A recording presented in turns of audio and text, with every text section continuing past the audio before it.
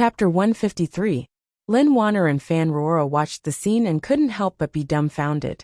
Although the two girls knew that Fan Xian had killed an 8th-level master on Yilan Street, the thrilling scene of him rushing down the cliff was completely different from how they felt about the so-called martial way. Accuracy, calmness, and strength. These were the things that had shocked them. Even Fan Ruoro, who had always trusted her brother and was much calmer than Lin Wanner, couldn't help but let out a soft cry.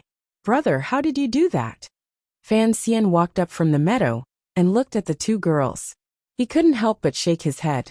He put his hands on the girls' heads and gently rubbed them. "It's just a daily practice," he thought to himself. If you had seen the terrifying scene of Wu Zhu jumping down the cliff outside Danzhou, you would definitely not have cared about what had just happened. He frowned. "Why did you come out so early in the morning? There are beasts in the mountains." Fan Ruoro looked at Lin Wanner and smiled. "My wife often wakes up and doesn't see you, so she dragged me out to find you. She's curious about what you look like when you practice every day." Fan Xian looked at his wife, whose face was red from the cold. He reached out and rubbed the tip of her cold nose. Lin Wanner was not used to him being so affectionate in front of her sister. She shyly moved away. She was still immersed in the scene she had just seen. It turned out that her husband was such a powerful master. Seeming to guess what she was thinking, Fan Xian smiled and shook his head. "Don't think too highly of me. Someone once said that I was above the 4th level, but not yet the 6th. Lin Wanner looked at him in disbelief. "I grew up in the palace. I've seen many 7th-level masters. Husband, you are much more powerful than them." "Really?" Fan Xian smiled and didn't take it to heart. Instead, he said with a headache, "Although Teacher Fei's medicine is very useful, the wind is strong in the mountains in the morning. What if you catch a cold running out like this?" As he spoke, he tightened the scarf around her neck and said with concern, "I've been used to practicing martial arts every day since I was a child. It's my fault that I didn't tell you before. Don't come out again in the future." Fan Ruoro was happy to see her brother and sister-in-law so affectionate. She smiled and didn't say a word. Unexpectedly, Fan Xian turned his head and coldly said, "Ruoro, you too." Seeing that her brother was angry, she panicked and her eyes became misty. In a low voice she said, "Sister is wrong. In the future I will." She was about to say that she would take good care of her sister-in-law. But Lin Wanner was also anxious to defend her. She was the one who dragged her out. Fan Xian rubbed her frozen ear and warmly said, "Your sister-in-law's health is not good. How much better can your health be? If you freeze yourself, how will you get married in the future?" Only now did the two young women realize that he was angry about something else. Thinking of how this young man in front of them cared for his wife and his sister, Lin Wanner and Ruoro couldn't help but feel a sense of happiness. Fan Xian was actually the happiest person. His days in Song Mountain passed day by day. It seemed that he had already forgotten everything in the capital. Every once in a while, Count Sinan would send a secret letter to him, and Wang Qinian would report to him through Fan Xian's own channels. The capital was calm. The only major movement was that Yan Xiaoyi, the commander of the palace who had shot Fan Xian with an arrow, had been transferred north to take up the post of commandant of the Godly Will Army of Xubei. Although it was only a transfer of rank, it had to be said that the emperor had given Yan Xiaoyi a warning. The peace treaty between the kingdom of Qing and northern Qi had come into effect last month, so the Godly Will Army of Xubei was no longer of use. Although he was the commandant of the north, Yan Xiaoyi couldn't do much in the current situation. He was probably very depressed. Fan Xian looked at Wang Qinian's letter and frowned slightly. Everyone knew that Yan Xiaoyi's sudden rise to power was partly due to his superior 9th-level martial prowess, and partly due to the eldest princess's help. If the emperor in the palace wanted to get rid of the eldest princess, he would certainly keep Yan Xiaoyi in the capital, so that the Overwatch Council could keep an eye on him. In the worst-case scenario, Yan Xiaoyi could be promoted to the Bureau of Military Affairs and promoted to a civil position. There was absolutely no reason for him to be transferred north to take charge of the army. Fan Xian lightly knocked on the table twice and shook his head. He understood what was going on. It seemed that the emperor still had no intention of making a move. This was only a warning to another power in the court. It seemed that the capital would be much safer. But how could a ruler who had been on the throne for more than 10 years allow someone else to safely rise? If he used the power of the emperor, the power of the Overwatch Council, and the loyalty of the Yi family, it would be very easy to kill the eldest princess and the hidden prince in one fell swoop. Fan Xian still couldn't understand this. He didn't know what the emperor was relying on to be so bold, to look at the other side so carefreely, and not to make the first move. Since he had confirmed that Jingdo was safe, Fan Xian's mood relaxed. However, he also felt a bit of regret. Starting the War of Leaflets in Jingdo was a choice he had no choice because he was not as powerful as the emperor. So he didn't dare wait. However, he had helplessly eased the situation. He and the eldest princess had a fight over the palace treasury. Originally, it was not a big deal. Later, the two sides had secretly exchanged blows a few times, and Fan Xian had always taken advantage. Given the eldest princess's personality, once she turned the tables, she would certainly not let him go. If the emperor continued to play this seemingly dangerous game, how should he deal with it? Killing the eldest princess seemed to be a very wise path, but it also involved many problems. First, could Wu Zhu guarantee that after he killed her, he would not leave any traces? This kind of brazen challenge to the dignity of the royal family was probably something that the emperor would not be able to tolerate. Second, the eldest princess was, after all, his wife's mother. If she actually died by his hand, and Lin Wanner found out about this, how would the husband and wife get along? After all, the death of his second brother-in-law was already like a thorn in Fan Xian's heart. Most importantly, Fan Xian and Wu Zhu did not have the confidence to kill the eldest princess. She had already returned to the fief of Xinjiang, and they had no idea how many aces were there. As for the gun in his hand, Fan Xian did not dare use it. He was worried that the nobles in the capital would associate it with the deaths of the two princes and think of the name Yi Qingmei. Fan Xian glanced out the window. It was early in the morning on Song Mountain. Tonight, there were already light snowflakes drifting down from the sky, making the mountain manor exceptionally plain and clean. He sighed, burned the letter from his father in Wang Qinian, and then walked out. After that rainy autumn night, he had already made the decision to bury the matter of his mother in his heart until one day, when he could truly control the situation. In the middle of the corridor, a fire was lit in the central room, and it was as warm as spring. Lin Wan'er and Fan Ruoro were playing a game of mahjong with 3 singing girls sent from the manor. There was an extra person on the side to help out. Fan Xian smiled as he walked in. The 3 girls hurriedly rose and bowed. The servant girl who was making the bed in the inner room also hurried out to greet the young master. Fan Xian waved his hand, indicating for them to continue. He then sat down between Fan Ruoro and Lin Wan'er. He smiled. If Xija came, I bet you would all be crying. Lin Wan'er smiled. We played once in the manor. I didn't lose anything. Fan Xian did not believe that with Xija's perverted and stubborn calculating abilities, he would not be able to beat his lovely wife. Fan Ruoro smiled to the side. Xija did not lie. That night, Xija only won 2 strings of money from her. Fan Xian's eyes brightened. He looked at Wan'er. I didn't expect Wan'er to be so amazing. There's nothing going on in the palace all day. The ladies all like to play mahjong. Lin Wan'er smiled mischievously. You know, when it comes to calculating, the women in the palace are all shrewd. Naturally, it's the same when it comes to playing mahjong. I've lived in the palace for so many years, of course I'm a bit better. Fan Xian smiled bitterly.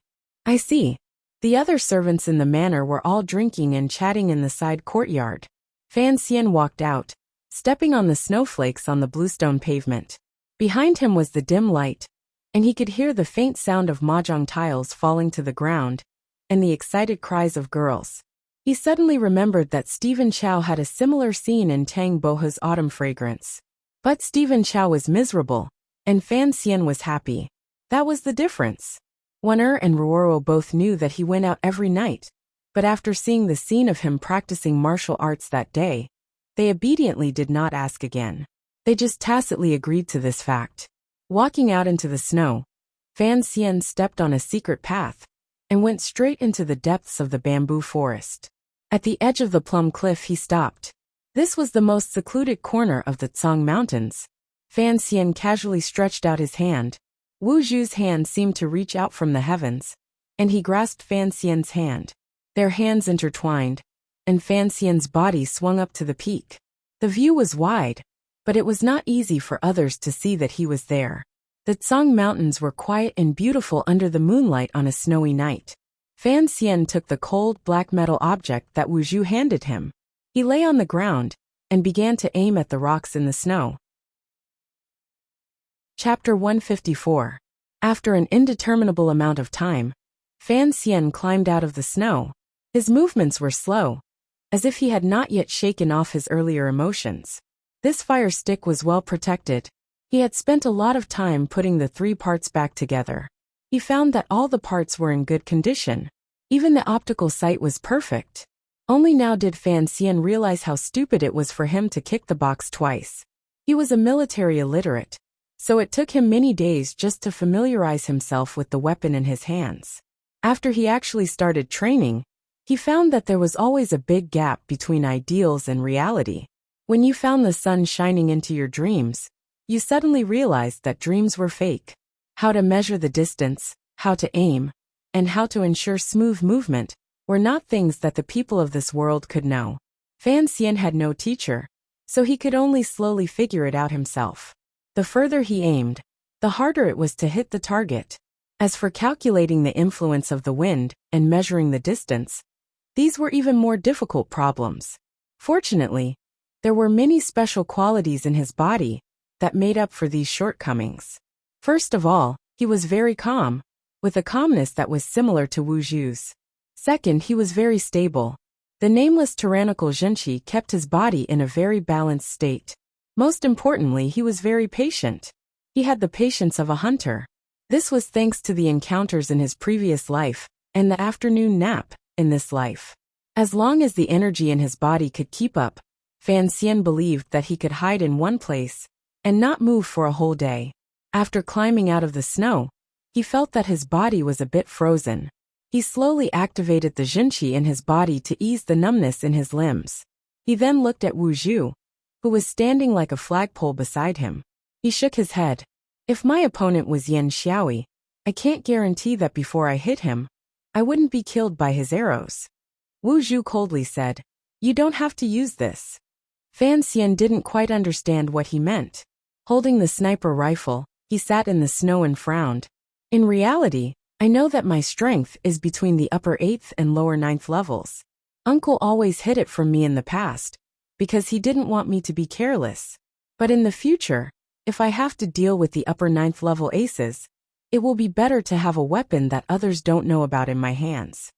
Wu Zhu said, "In my opinion, you are still only at the level of the 7th level." Fan Xian laughed self-mockingly. "Then I can still kill Cheng Jushu and exchange blows with Gong Dian."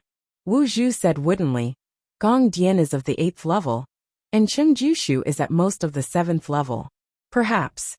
In the past 10 years in Danzhou, the martial arts of the entire world have declined."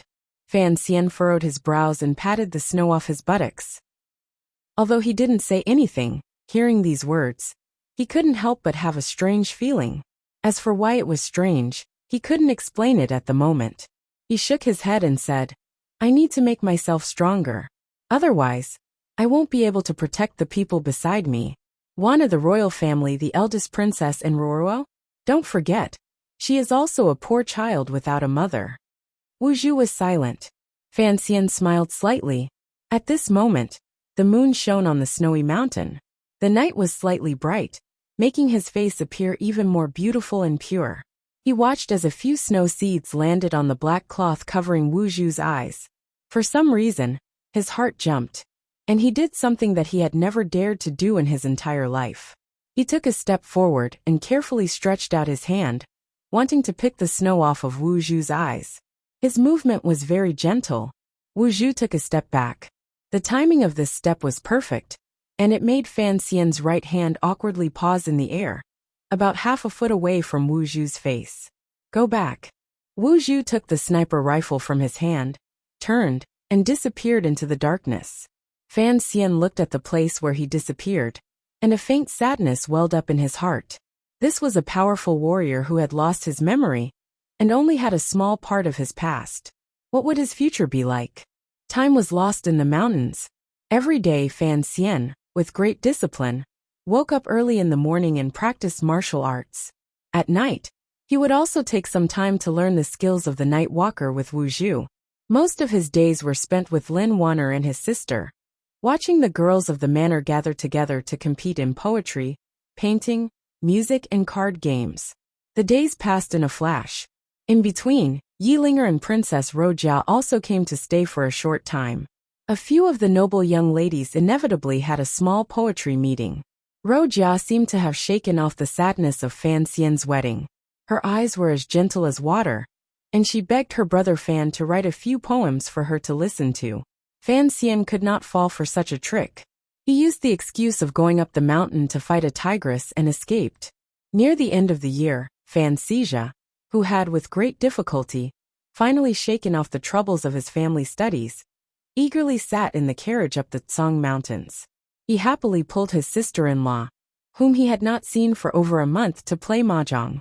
In his opinion, being able to find Lin Wanner at the mahjong table was like a peerless swordsman finding an ace worthy of being his enemy. As the saying goes, life is as lonely as snow. Of course, Fan Xian and his sister gathered in the manor. As the young master, he would not forget his wife's brother. He had long sent Ting Zijing, who had recovered, to bring Dabao over. Along the way, Wang Qingyan's group secretly escorted them, so there shouldn't be any problems. That day, after lunch, Fan Xian had the servants hitch up the carriage. He and Lin Wanner went down the mountain Tin Li to welcome Dabao. Not long after, they saw the carriage arrive. After the carriage stopped, Tang Zijing quickly went up to greet Fan Xian and the princess. Lin Wanner knew that this person was Fan Xian's first trusted aide after entering the capital, so she treated him warmly. However, her heart had long floated to the carriage. Xiao Xian. Needless to say, it was obvious that Dabao had alighted from the carriage. Fan Xian laughed bitterly and cupped his hands in salute. He then went up to greet his brother-in-law, who he hadn't seen for several months, and whose figure was still bloated. Dabao looked at the surrounding mountain scenery with some curiosity. He opened his mouth wide and laughed foolishly. The snow in the capital is much lighter. The snow on Song Mountain was heavy, and a lot had accumulated on the road. Lin Wanner looked at the snowflakes on her brother's hair and walked up to him, feeling sorry for him. She helped him wipe them off and put the fox fur cloak she had prepared on him. "Father," she complained. He knew it was cold on Song Mountain, but he didn't prepare more clothes. Fan Xian smiled. The Prime Minister was a man, after all, and there weren't many women in the Lin Manor. No matter how much he loved Dabao, he couldn't take care of everything. He then turned to Teng Zijing. "Did anything happen on the road?" "No," Teng Zijing replied calmly. "At the crossroads before entering the mountain, we fought with another family's carriage for the winter. Seeing that we were in the Prime Minister's carriage, they let us pass." Admiring the snowy scenery on Song Mountain and avoiding the midsummer was a favorite activity of the nobles in the capital. Furthermore, there were soldiers guarding the entrance to the mountain. This was only a small matter, and Fan Xian didn't take it to heart. After exchanging a few pleasantries, he prepared to go up the mountain. Unexpectedly, he heard the hurried sound of hooves coming from behind him. Not long after, a group of carriages aggressively drove up. This was where the road split, so it became very crowded and difficult to continue. "It's them," Teng Zijing said with some embarrassment. "Young master, I didn't say it because I didn't want you to be angry." The servants in the carriage saw that they were stuck here and began to curse. Fan Xian squinted and looked over. He realized that it was the carriage of the Minister of Rights, Guo Yu's family. He couldn't help but smile, thinking about something. They didn't react, but the other side understood. It was the carriage of the Prime Minister's manor, which had blocked the road once at the foot of the mountain. The Guo family didn't dare to fight with the Prime Minister's manor, so their arrogance was greatly reduced. The carriages of the Prime Minister's manor can't always block the road and not let people pass. "We've already let you pass once. Can't you move a little faster?" A somewhat familiar voice came from the Guo family carriage. Immediately afterward, a luxuriously dressed young master came down from the carriage. He pointed at Teng Zijing and the others and shouted, "Hurry up and get out of the way. Prime Minister Lin is still in the capital. I don't know what you people are doing in Song Mountain." "Brother Gua?" Fan Xian was overjoyed. He cupped his hands in greeting. Gua Baoquan heard someone call out to him, and it sounded particularly friendly. He thought he had run into an acquaintance, and turned around with a face full of smiles. Unexpectedly, he saw that it was Fan Xian, the underworld fighter. The smile on his face suddenly froze, and he couldn't put it down for a moment. He seemed incomparably embarrassed. His eyes were filled with nervousness and fear. Who was this? This was Fan Xian. Once at the poetry conference, once at the yamen of the capital government, and once at the palace. Gua Baoquan had thoroughly offended Fan Xian. But now Fan Xian was doing very well in the capital. Gua Baoquan wanted to harm Fan Xian, but instead, Fan Xian jumped up because of this incident. And Fan Xian was now married to that girl. The extravagance of the wedding made Gua Baoquan realize that he had 8 lifetimes worth of bad luck. He only hoped that he would never run into Fan Xian again. How could he have known that today would be such a coincidence? Fan Xian looked at Gua Baoquan and secretly sighed in admiration. This person's luck was so bad that it made even the gods mourn. How did he end up running into Fan Xian again? Watching the Gua family carriage speed down the mountain like a dozen rabbits, Fan Xian rubbed his wrists. Lin Wanner walked over and said in a low voice, "Why did you drive him down the mountain for no reason? Although he is only a palace, he is still a close official of the crown prince. In the future he will enter the cabinet. Besides, Song Mountain doesn't belong to Fan. To our family. If others find out, they will say that we are too overbearing. I didn't drive him down the mountain." Hearing his wife change her mind so quickly, a strange smile appeared on Fan Xian's beautiful face. "I just said that I would go drink tea with him in the middle of the night. Who knew that he would run away?" Lin Wanner heard him speak so gently and couldn't help but laugh. "Oh, you. Everyone in the capital knows that you are an underground boxer. Gua Baoquan is guilty of going to see him in the middle of the night. Of course he will run. He is not as famous as you are, and his fists are not as big as yours. What else can he do but run?" Fan Xian laughed. "I sympathize with him too." Chapter 49. Teng Zijing brought another letter. In it, Count Sinan Fan appeared to be deeply worried. It seemed that something had happened in the court that worried him. But judging from the words, it had nothing to do with the eldest princess. Fan Xian frowned. What could it be? When he opened Wang Qinyan's letter and compared the contents of the 2 pieces of paper, the situation became clear. Business, government, and now the council. How long will this process take? Fan Xian looked out the window at the dark, snowy sky and shook his head with a bitter smile. He knew that the mission to Northern Qi would eventually fall to him, the deputy envoy. On one hand, it was because he had made a scene in the palace after drinking. Even if he hid in the Tsang Mountains, it would not be enough to calm the lake. On the other hand, Chen Pingping, whom he had never met, was his mother's close comrade. It was clear that he wanted him to take over the Overwatch Council. Fei Jie had confirmed this. And if he wanted to take over the Overwatch Council, it would be even more difficult than being the Prime Minister. He could not rely on his family background and a bit of fame to intimidate the thousands of secret agents in the hospital. The Overwatch Council was not like the ordinary yamen of the 6 ministries. Those without ability could only muddle along for a while. They could not control it forever. The Overwatch Council was the secret agency that the emperor relied on most, and what it needed most was stability. So Chen Piping had given him this mission. If he could successfully rescue Yan Bingyan, then he could win Yan Ruohai's favor in one fell swoop. And when Master Yan returned to the capital, he would immediately take over. With Fei Jie and Chen Pingping's secret arrangements, he could gain the support of at least half the leaders. The problem was that his father Fan Jian only wanted him to safely take over the palace treasury and be a rich man. Fan Xian knew that he did not have much of a say in how to choose between the two. It all depended on what the emperor thought. Thinking of the emperor, Fan Xian's frown deepened.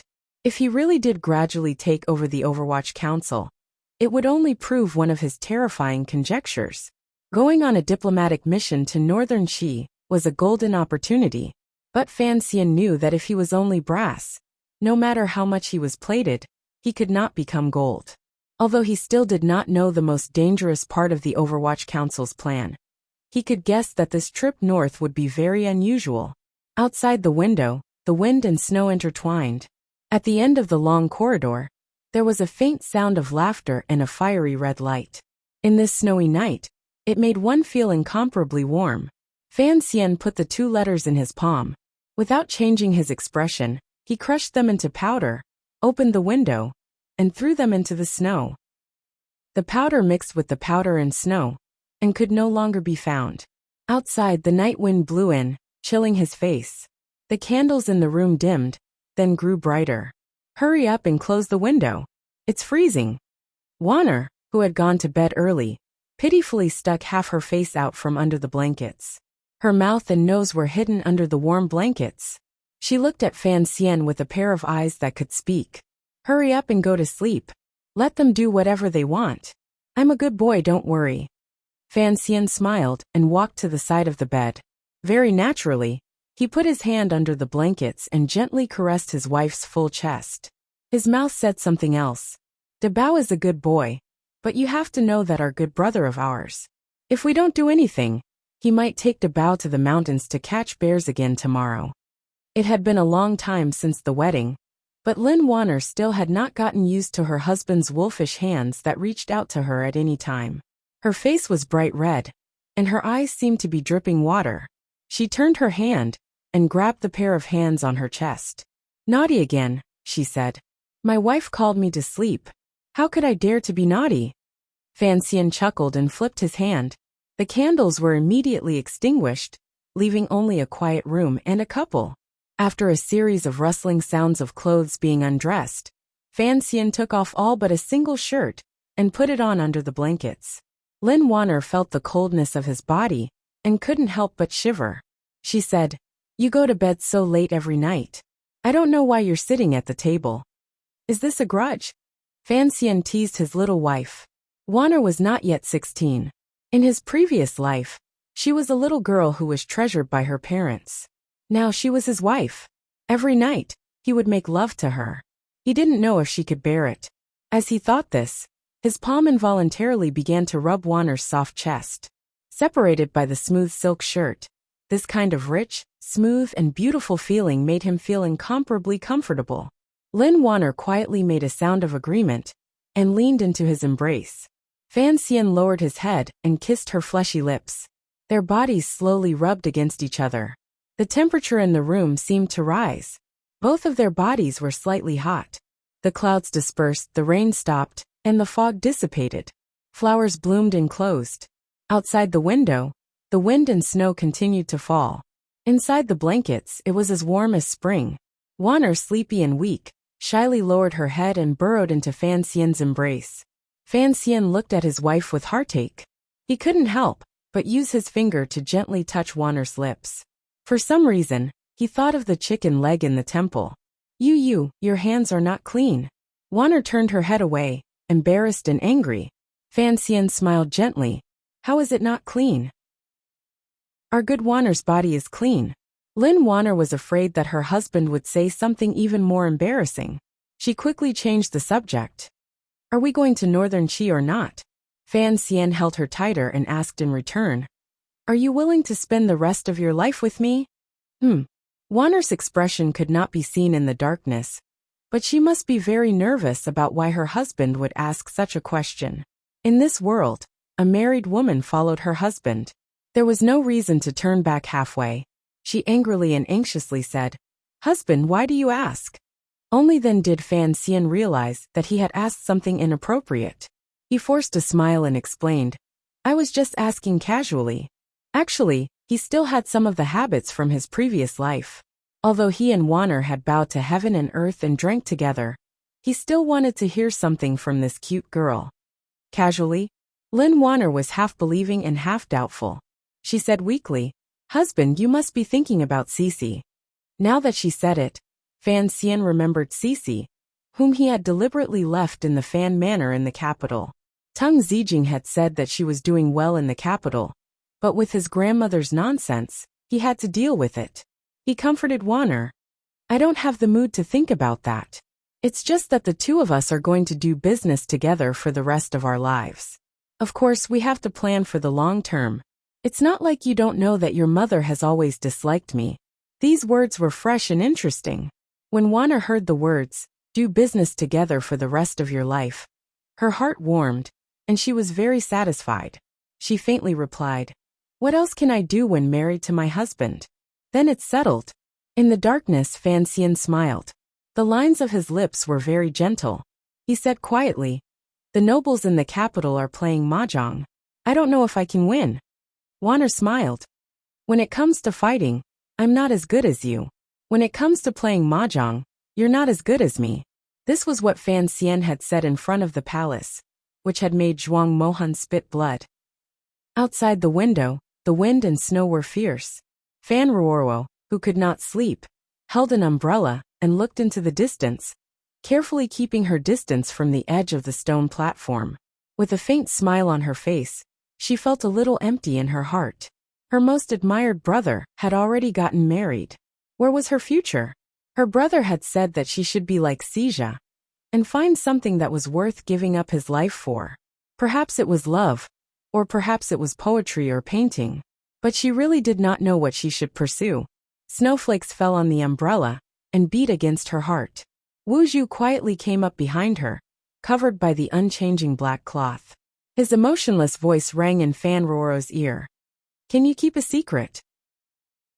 The next morning, Fan Xian returned from his training. He was surprised to find Debao wrapped in a large fox fur robe. He looked at the cliff below the manor with a satisfied expression. Fan Xian was worried that he would lose his footing and fall off the cliff. He quickly walked over and asked quietly, Debao, what are you looking at? Debao grinned foolishly and pointed. Little Xian Xian, there are big white birds over there. In the distant mountains, there was a faint white mist rising. A few black-necked, black-tailed white cranes were bending their necks to look for food. Suddenly, they raised their heads and sang. The sound was extremely clear and continuous. As they cried, the white cranes spread their wings and danced. It was very beautiful. Fan Xian was slightly surprised. How could he see cranes on the Tsang Mountains in this cold winter weather? Could there be hot springs there? Cranes were free by nature and did not like to be restrained. So far away, the cranes looked very free and easy. Fan Xian could not help but take a deep breath. Debao, do you like those birds? No. Fan Xian was a bit surprised. He smiled and asked, why not? Do they not dance well? Debao pursed his thick lips and said, dancing all the time is too tiring. I get nervous just watching them. Fan Xian laughed and patted his brother-in-law's thick shoulder. For some reason, after entering Jingdo, the 3 conversations he had with Debao had made him feel the most relaxed. Perhaps it was because he was truly like a child, so he didn't have to worry about anything. Although the crane dance was beautiful, it was indeed too tiring. Debao, how have you been these days? Debao's broad brows showed a trace of confusion. It seemed that he did not know how to answer this question, but he still tried very hard to answer clearly. He stammered. Pretty, good, playing mahjong, little fatty throwing a tantrum, pretty fun. Fan Xian chuckled. He looked at the thick snow forest below the bluestone plain, the distant mist, and the white cranes in the mist. He was silent for a long time. The end of the snow in the Tsang Mountains. Chapter 155. At the end of the year, according to palace custom, each prince and princess would receive a gift from the palace. This year's gift was somewhat different. First, the crown prince received the first gift. This was natural, but it was more generous than in previous years. There was also a book personally written by the emperor. Secondly, the second prince's reward was also of a higher level. The great prince, who was far away at the border, received a bow and arrows as a gift. Most importantly, along with this bow was an imperial edict, announcing that when the grass grew at the end of summer, he would return to the capital to be conferred the title of prince. The officials in the capital were confused. They did not know what the emperor was thinking. It seemed that the crown prince's position was still incomparably stable. So why was the great prince summoned back? This prince had been leading troops for many years. Although he was not the legitimate son, he was the eldest son. If he returned to the capital, the situation in the water would be somewhat unstable. Among the rewards from the palace, there was an edict that attracted attention. It was sent to Fan Xian, a fifth-level official of the Imperial College, who was hiding in the Tsang Mountains. The emperor had actually rewarded him according to the etiquette of a prince consort. The officials guessed that this was for the sake of Miss Lin. There was a lot of activity at the end of the year. The families of the officials and gentry often exchanged gifts. Those who were familiar with each other would also personally visit. There were also two groups of messengers, who brought generous gifts to the Tsang Mountains. These gifts came from the Crown Prince's palace and the Second Prince's manor. Everyone thought that once the civil service examinations were over, Fan Xian would be hindered by his status as the prince consort of the princess, and it would be difficult for him to rise in the officialdom. The emperor would then order him to take over the palace treasury. So the crown prince and the second prince had to hurry up and increase their efforts to win him over before this happened. They did this very discreetly, and they believed that the messengers who brought the gifts would not be discovered. What did the second prince bring? The emperor of the kingdom of Qing leaned against a soft couch, wrapped in a large black robe. His face was calm, and a few wrinkles were particularly obvious on his well-maintained face. His eyes quietly stared at the snowflakes that were as big as goose feathers outside his study. Chen Pingping coughed twice and tightened the blanket on his knees. He respectfully replied, "It's a poetry collection from the previous dynasty." The emperor smiled slightly, but there was a trace of mockery at the corner of his lips. "My second son likes to write sour poems, but he thinks everyone in the world is like him." Fan Xian casually wrote a poem, and it surpassed countless poets of the previous dynasty. "This gift is too of a gift," he then asked. "What did the crown prince bring?" "A box of jade-green mahjong tiles." Chen Pingping rubbed his smooth chin and followed the emperor's gaze to the large patch of flat snow in the royal palace. He narrowed his eyes slightly. "Fan Xian likes it very much." "Fan Xian," the emperor said quietly.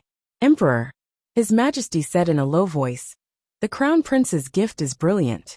I wonder who in the Eastern Palace came up with the idea." Xian princes of the Xian. Of Chen of the emperor of the emperor of the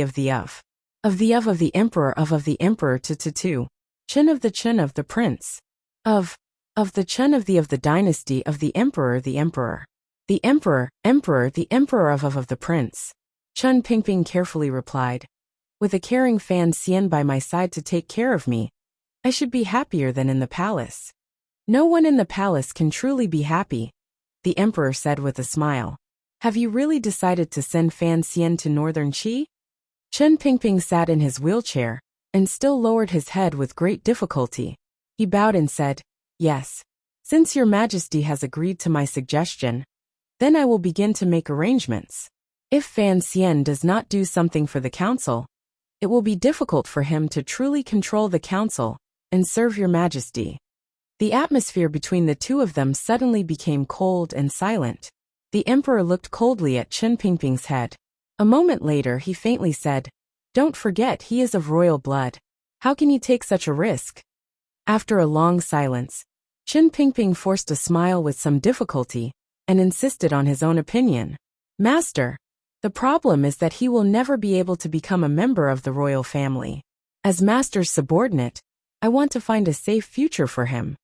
He paused and then said, "If he takes over the palace treasury, he will certainly become a target for the princes. Master, I do not wish to see such a situation.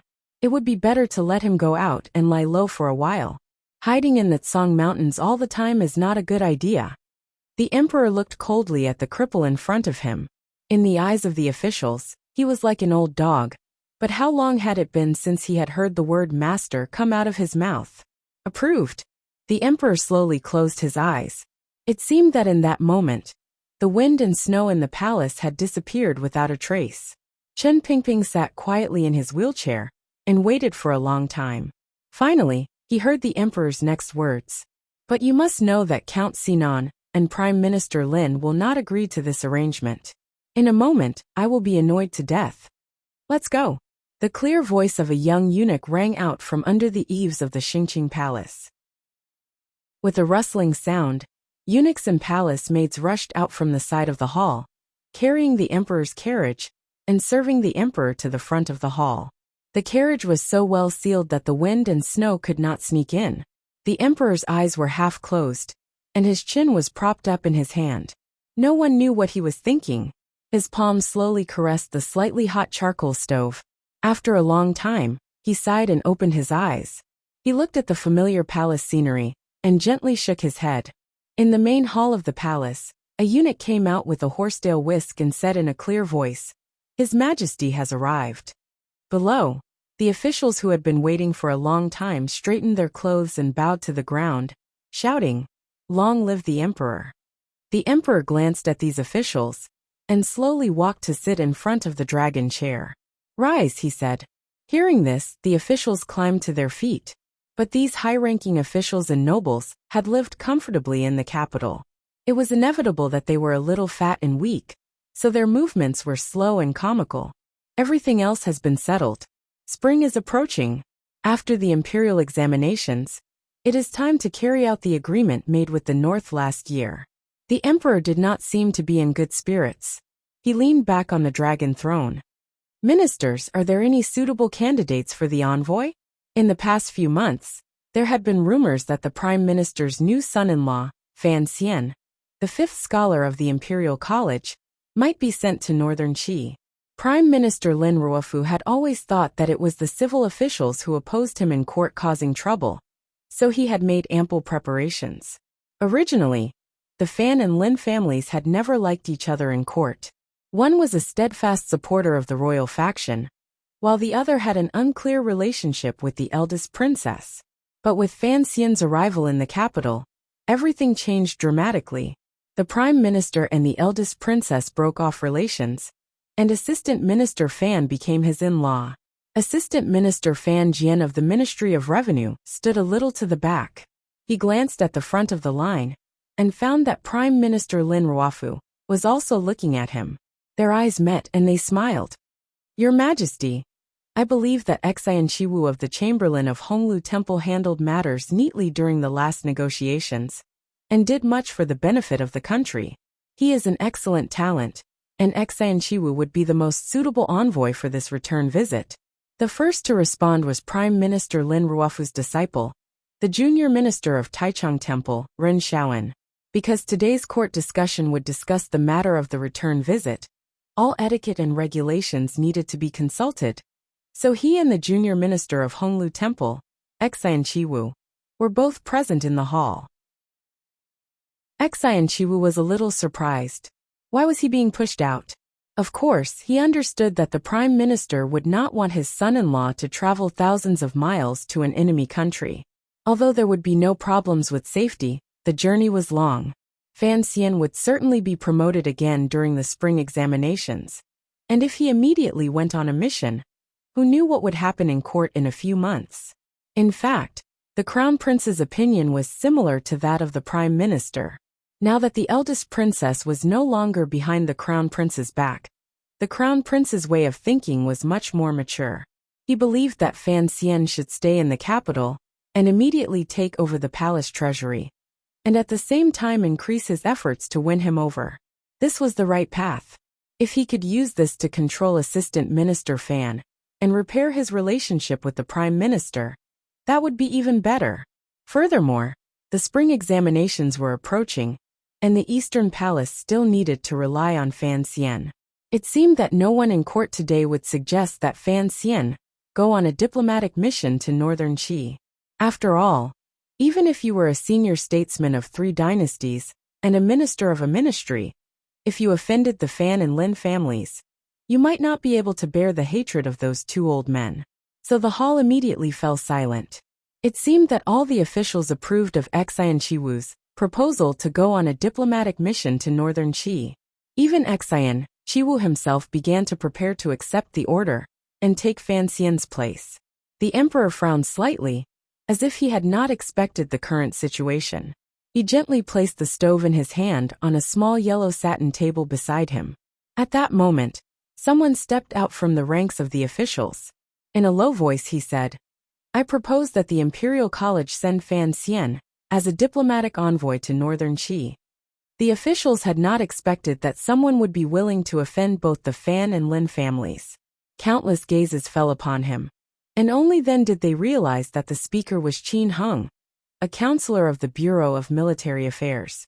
Qin Heng had a military background, so he was not afraid of the gazes of the officials. But everyone was puzzled. Even if you were a member of the Bureau of Military Affairs, there was no need to offend the Prime Minister and the Fan family. Hearing this proposal, Prime Minister Lin Ruofu's expression did not change. He was very calm. Count Sinan smiled helplessly. Because of their relationship with Fan Xian, these two old foxes naturally could not say anything. But there were naturally officials who spoke up for them. After a round of discussion in front of the hall, one of the officials said in a low voice, "I do not think this is appropriate. Young Master Fan is only 17 years old and has not had any experience in the bureaucracy. Going on a diplomatic mission to Northern Qi is an important matter of promoting national might and forging friendship. Although young Master Fan is talented, he is not experienced enough. I fear that it would be difficult for him to shoulder such a heavy responsibility. Xian Qiwu, on the other hand, is steady and appropriate. This trip to Northern Qi should be smooth." Xian Qiwu sighed in his heart. He knew that he had to take the initiative. He stepped out of the ranks and bowed. "I am willing to serve my country." Chapter 156. The Emperor, who was sitting high on the dragon throne, watched the performance of the officials below. An almost imperceptible smile appeared at the corners of his lips. He waved his hand to dismiss Xian Qiwu and said softly, "Does everyone think Xian Qiwu is more suitable?" "Yes, Your Majesty." The officials all bowed to the ground, and their voices dragged out as a sign of respect. Qin Heng, the advisor of the Bureau of Military Affairs who had suggested Fan Xian go to Northern Qi, looked at the emperor with some surprise, and quickly retracted his gaze. At this time, the officials all agreed that Fan Xian was not suitable to be an envoy, and that the emperor would probably change his mind. "I, however, have a different opinion from you all." The palace immediately became quiet, and only the emperor's light voice could be heard echoing throughout the palace. "They say that jade that is not polished is worthless. I am sure you all remember Fan Xian's grace in front of the palace that day. Although he is a civil official, he once had the bravery to kill an assassin on Nilan Street. How could such a talent always remain in the quiet yamen of Taichung Temple and the Imperial College?" Hearing this, everyone understood that the emperor had long since made up his mind. They just didn't understand why the emperor wanted Fan Xian to go to Northern Qi. The emperor looked at the officials lightly and continued, "He does not have enough experience, so he needs more experience. I think Fan Xian is suitable. Let him take care of this task." If the emperor said it could be done, then it must be done. The officials did not dare to say anything more. Only Lin Ruofu and Fan Jian had traces of worry on their faces. They would not deliberately hide this. As a father and a father, it was natural for them to have such a reaction. If they were to pretend to be elated and say that their emperor was wise, it would instead make His Majesty and the officials look down on them. "Fan Jian." The emperor looked at the assistant minister of the Ministry of Revenue and slightly frowned. "I am here." Fan Jian heard his name and was slightly shocked, and he quickly stepped forward. The emperor said quietly, "I want your son to take up this task. Do you have any thoughts?"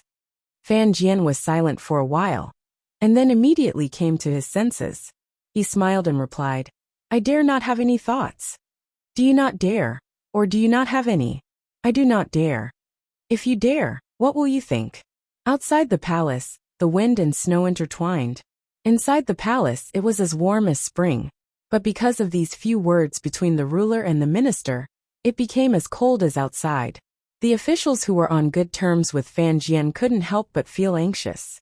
Why was Count Sinan so out of control in front of the palace today? After a while, Fan Jian replied to the emperor, "I have been separated from my son for 16 years. We have only been reunited for a few months, and now we have to be separated again. I cannot help but feel sorry for him.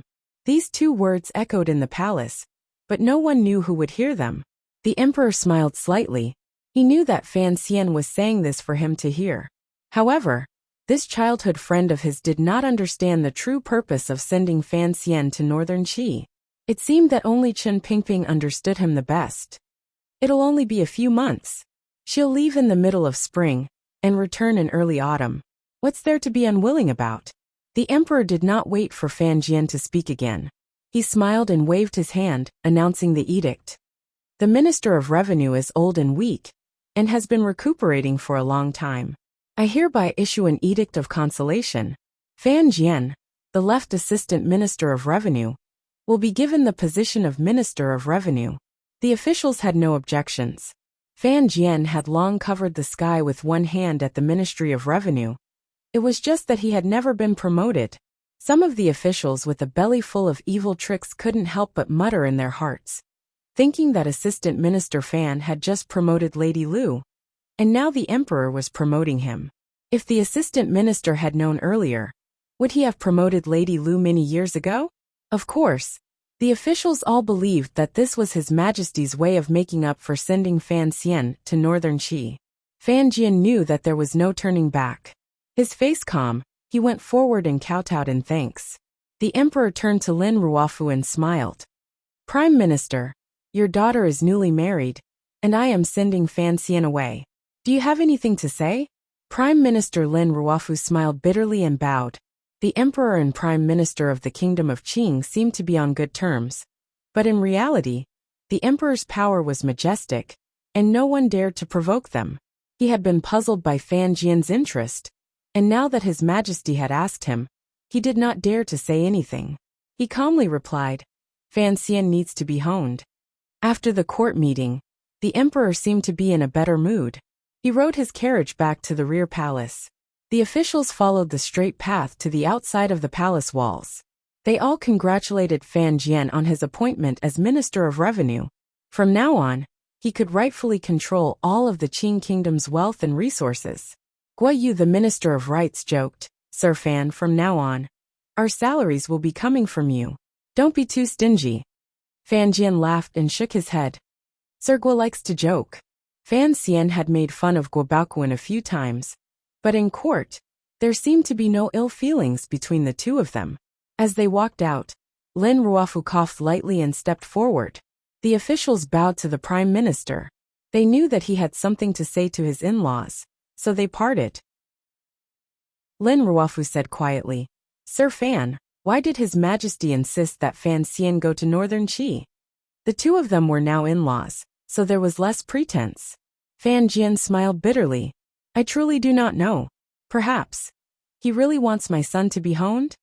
Although he said this, he knew that the damned cripple must have done something behind the scenes. But on second thought, Fan Xian temporarily left the capital, avoiding the crown prince and the second prince's attempts to rope him in. And waiting for the great prince to return to the capital with his army might not be a bad choice. Lin Ruofu seemed to have thought of this at the same time, but he had a deeper suspicion. It seemed that His Majesty cared a little too much about his beloved son-in-law. Was it really just because of Chinner? The prime minister shook his head and smiled at his in-laws. De Bao has been on the mountain recently. Thank you for your trouble, Sir Fan. What are you talking about? Fan Jian laughed. We are all one family. In another month, when the flowers bloom, the diplomatic mission to northern Qi will leave the capital. When the time comes, I will have Wanner visit the Prime Minister's manor often. Yes, these days De Bao has not been in the manor. Changju's manor has been quiet. Lin Ruofu sensed something inside. Master Fan, if you have some free time, you might as well come visit my manor. How could I dare disobey the Prime Minister's orders? Fan Jian smiled. Once again in a secluded, deserted place, two carriages. Once again, the two schemers who had stood behind Fan Xian for over a decade were hiding in their own carriages talking. As I said, I do not wish for him to have anything to do with the Overwatch Council. Fan Jian, who had just been promoted to Minister of Revenue, sounded cold and indifferent. In the opposite carriage, Chen Pingping let out a low chuckle. The diplomatic mission to Northern Qi has nothing to do with my shabby counsel. Fan Jian couldn't help but lift the curtain of the carriage. Nothing to do with you. Don't think I don't know what you're trying to do. Shaoan is in your hands now. If you want to kill him, kill him. Why let him fight for his reputation? You and I both know what kind of person Shaoan is. If he were to return to Northern Qi, killing him would be very difficult. You should also know how difficult it would be. I haven't forgotten. You have a portion of His Majesty's power in your hands. I believe there are people in the council who work for you as well. Chen Pingping continued to chuckle. There seemed to be something sinister in his laughter. I'm afraid His Majesty wouldn't like it if we met in private. As for Shaoan, it doesn't matter if I kill him or not. I've squeezed his marrow for 20 years. There's nothing left. And the young emperor of Northern Qi may not be as broad-minded as our master. Whether or not he dares to use the head spy of the former Wei Kingdom is another matter. As for Fan Xian's diplomatic mission to Northern Qi, it was truly the emperor's will. Master Fan, you know that if you let that child stay in the capital, he will be dragged around by the crown prince and the second prince every day. I'm afraid he will cause a lot of trouble in the future. Fan Jian fell silent. He knew this was a fatal problem. He could not allow Fan Xian to participate in the struggle for the throne. He let down the curtain of the carriage and closed his eyes as he leaned against the cushion. He still couldn't let the child he had watched over for over a decade have anything to do with the terrifying Overwatch Council. As if guessing what he was thinking, Chen Pingping said coldly, "Since His Majesty has agreed to this arrangement, you don't have to worry." No one saw the cold smile on Fan Jian's lips. Yan Bingyan has been captured. How will the council cooperate with him? Naturally, someone will take over. Don't send mediocre people. Chen Pingping smiled. Perhaps it's time for you to put in some effort. You must know that Dong Yi sent people to the palace to assassinate the eldest princess's palace maid. Yi Zhong has always suspected the council was behind it. The news has already reached Xinyang, so it's a little inconvenient for me. Fan Jian's heart skipped a beat. Atop the Tsang Mountains the snow was thick. White mist rose from the hot springs in the distance. The red-crowned cranes were nowhere to be seen. Fan Xian carefully read the letters his father and Wang Qinian had sent him, then rubbed them into powder and tossed them out the window. The snowy scenery outside the window was beautiful. De Bao and Fan Xizha were making a snowman, one fat and one fat, quarreling nonstop. It was only at times like this that Fan Xizha would show some of the normal behavior of a child, rather than a rotten bookkeeper. Fan Xian smiled. It was difficult to travel in these snowy days, but the Dombo bookstore in the capital had still sent people to the mountains to deliver the accounts. That seventh Yi shopkeeper was truly loyal to his duty. The bookstore's business was doing surprisingly well. Because of the release of Bangxian's high poetry collection, several branches in the capital had also firmly established their foothold, and the branches of Dombo bookstore in the neighboring counties had also begun to make money. Fan Xizha had checked the accounts the night before. When he saw the net income of 23,000 taels of silver, his eyes reddened. He kept trying to convince himself to quickly release the last 10 chapters of Story of the Stone. But Fan Xian wouldn't agree. Writing poetry had already caused so much trouble. If people knew that Story of the Stone was also written by him, who knew what kind of storm it would cause? The eldest princess had returned to Xinyang, but she still had influence in the court. More importantly, he didn't know whether her ally was the crown prince or the second prince that he had never met. Chapter 157. Fan Xian strolled out of the study and breathed in the fresh winter air of the Tsang Mountains. Contentedly he stretched. Following the sounds of mahjong, he easily found where his wife and the other girls were. Looking at the green mahjong tiles on the table, under the hands of those fair and delicate women, Fan Xian's heart skipped a beat. When he saw his sister, under the light of the snow, holding the poetry anthology from the previous dynasty that the second prince had given her, Fan Xian's heart skipped a beat. Being too famous really wasn't a good thing. Pigs were afraid of being fat, and people were afraid of being fat. Fan Xian smiled bitterly. Ever since the banquet, although the crown prince and the second prince didn't seem to have any contact with him. Xian Shaoqing and Li Hongqing, Crown Prince Jing, had often visited Fan Manor. Even after he hid in the Tsang Mountains, he hadn't been able to stop them from sending gifts. On New Year's Eve, the people in the Tsang Mountains had returned to the capital. In a few short days, Li Hongqing had followed the scent and pestered Fan Xian to go to the Tsang Mountains with him. Fan Xian didn't dare to agree. In the end, he had no choice but to bring Ro Jia into the mountains. Seeing him in a daze after entering the room, the first person to notice him was Princess Ro Jia. She said crisply, "Brother Xian, do you want to play mahjong?" Hearing the words Brother Xian, Fan Xian thought of Brother Bao. He quickly waved his hand and smiled. "Princess, please play. I'm just going to walk around." Hearing him deliberately say that they weren't close, Princess Ro Jia pouted. But she didn't show her displeasure. She looked very pitiful and cute. Lin Wanner couldn't help but say, "Husband, why don't you play a few rounds?" "Forget it." Fan Xian waved his hand even more urgently, leaving the mahjong table. Unexpectedly, he bumped into something soft under his feet. He looked down and saw that it was a box.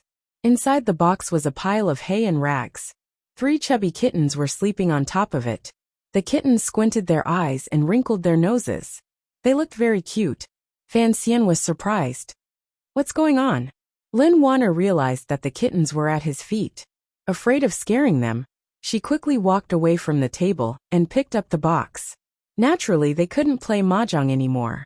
She smiled and replied, "Mrs. Tung was afraid that we would be bored on the mountain, so she sent 3 cats over today."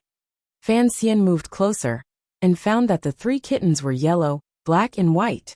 They looked very similar, but the color of their fur was very different. He couldn't help but laugh. "You girls don't even know how to feed yourselves, let alone raise cats." He reached out and took the black one from the box into his arms.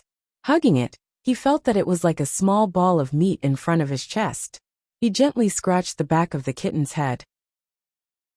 The kitten opened its eyes, glanced at him, and then fell asleep again, as if it did not resent his breath. "Do you have a name?" "No, let's call them Little Yellow, Little Black and Little White first." Little White sounds good." After dinner, Fan Xian sat at the head of the table, and Fan Xijia sat next to him. The 2 brothers listened to the report from Fan Manor.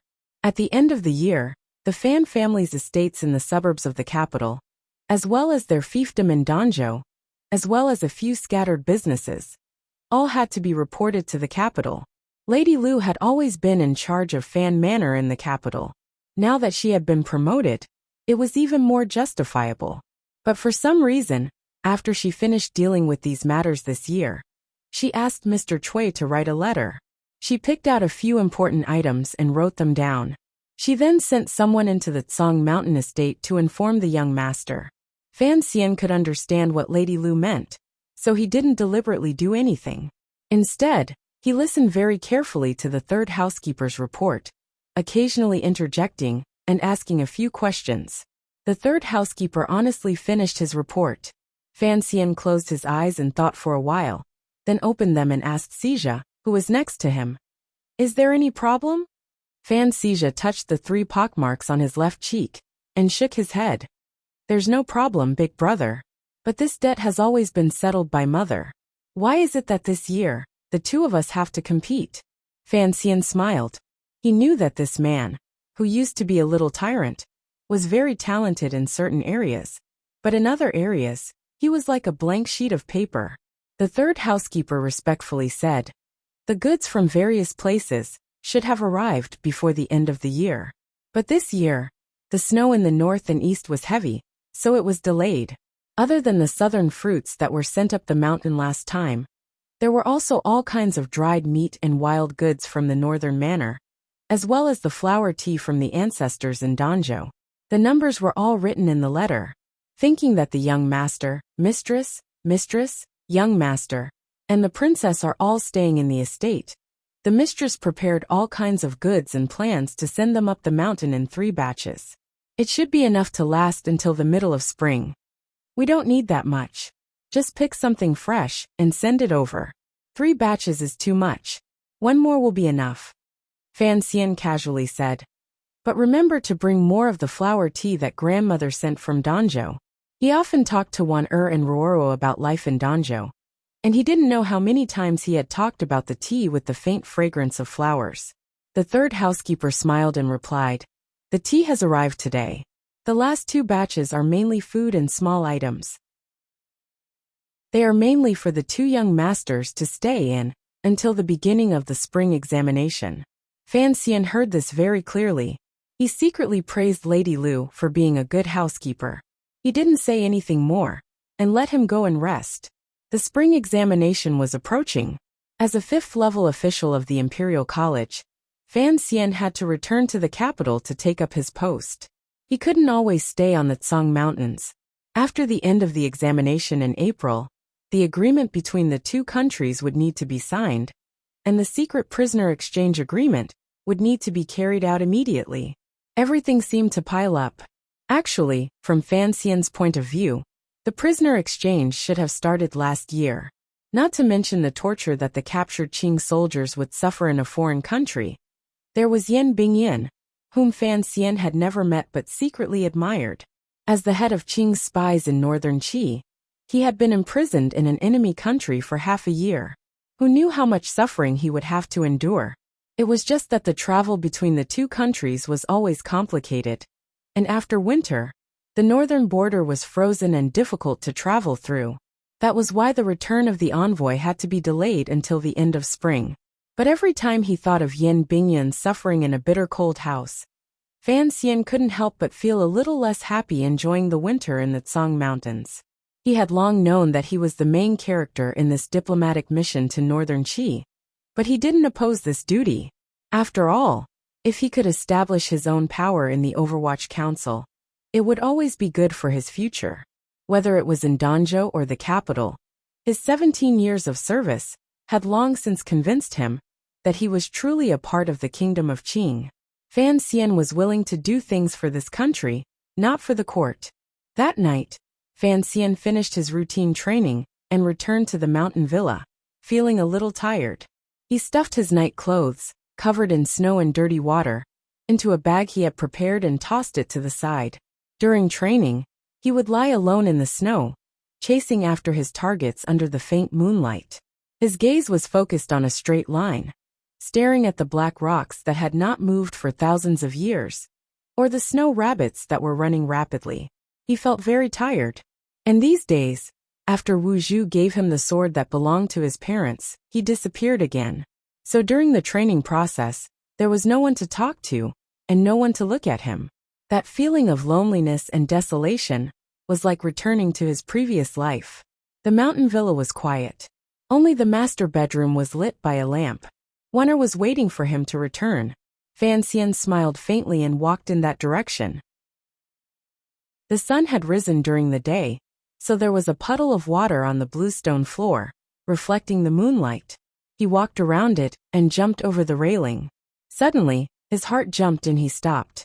He was standing at the other end of the long corridor, in front of his sister's room. Suddenly, his ears twitched and he frowned.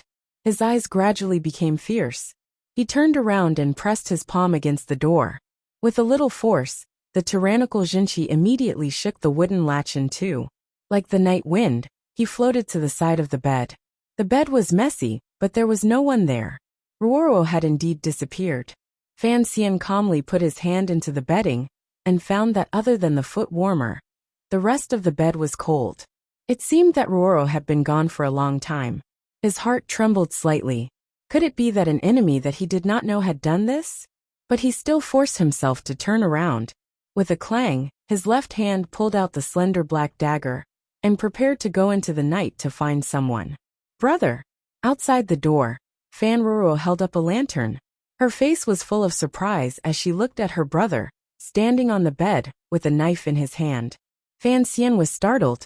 Seeing that she was safe and sound, he couldn't help but relax. He couldn't help but close his eyes and breathe heavily. After a moment he asked with concern, "Where did you go? Are you all right?" Ruoro was wearing a silver fur robe, and underneath it was a single item. She looked pitiful. She looked at Fan Xian, as if she hadn't expected this. She couldn't help but be a little stunned. After a while, she forced a smile and said, "Brother, you're asking me with a knife. That's scary."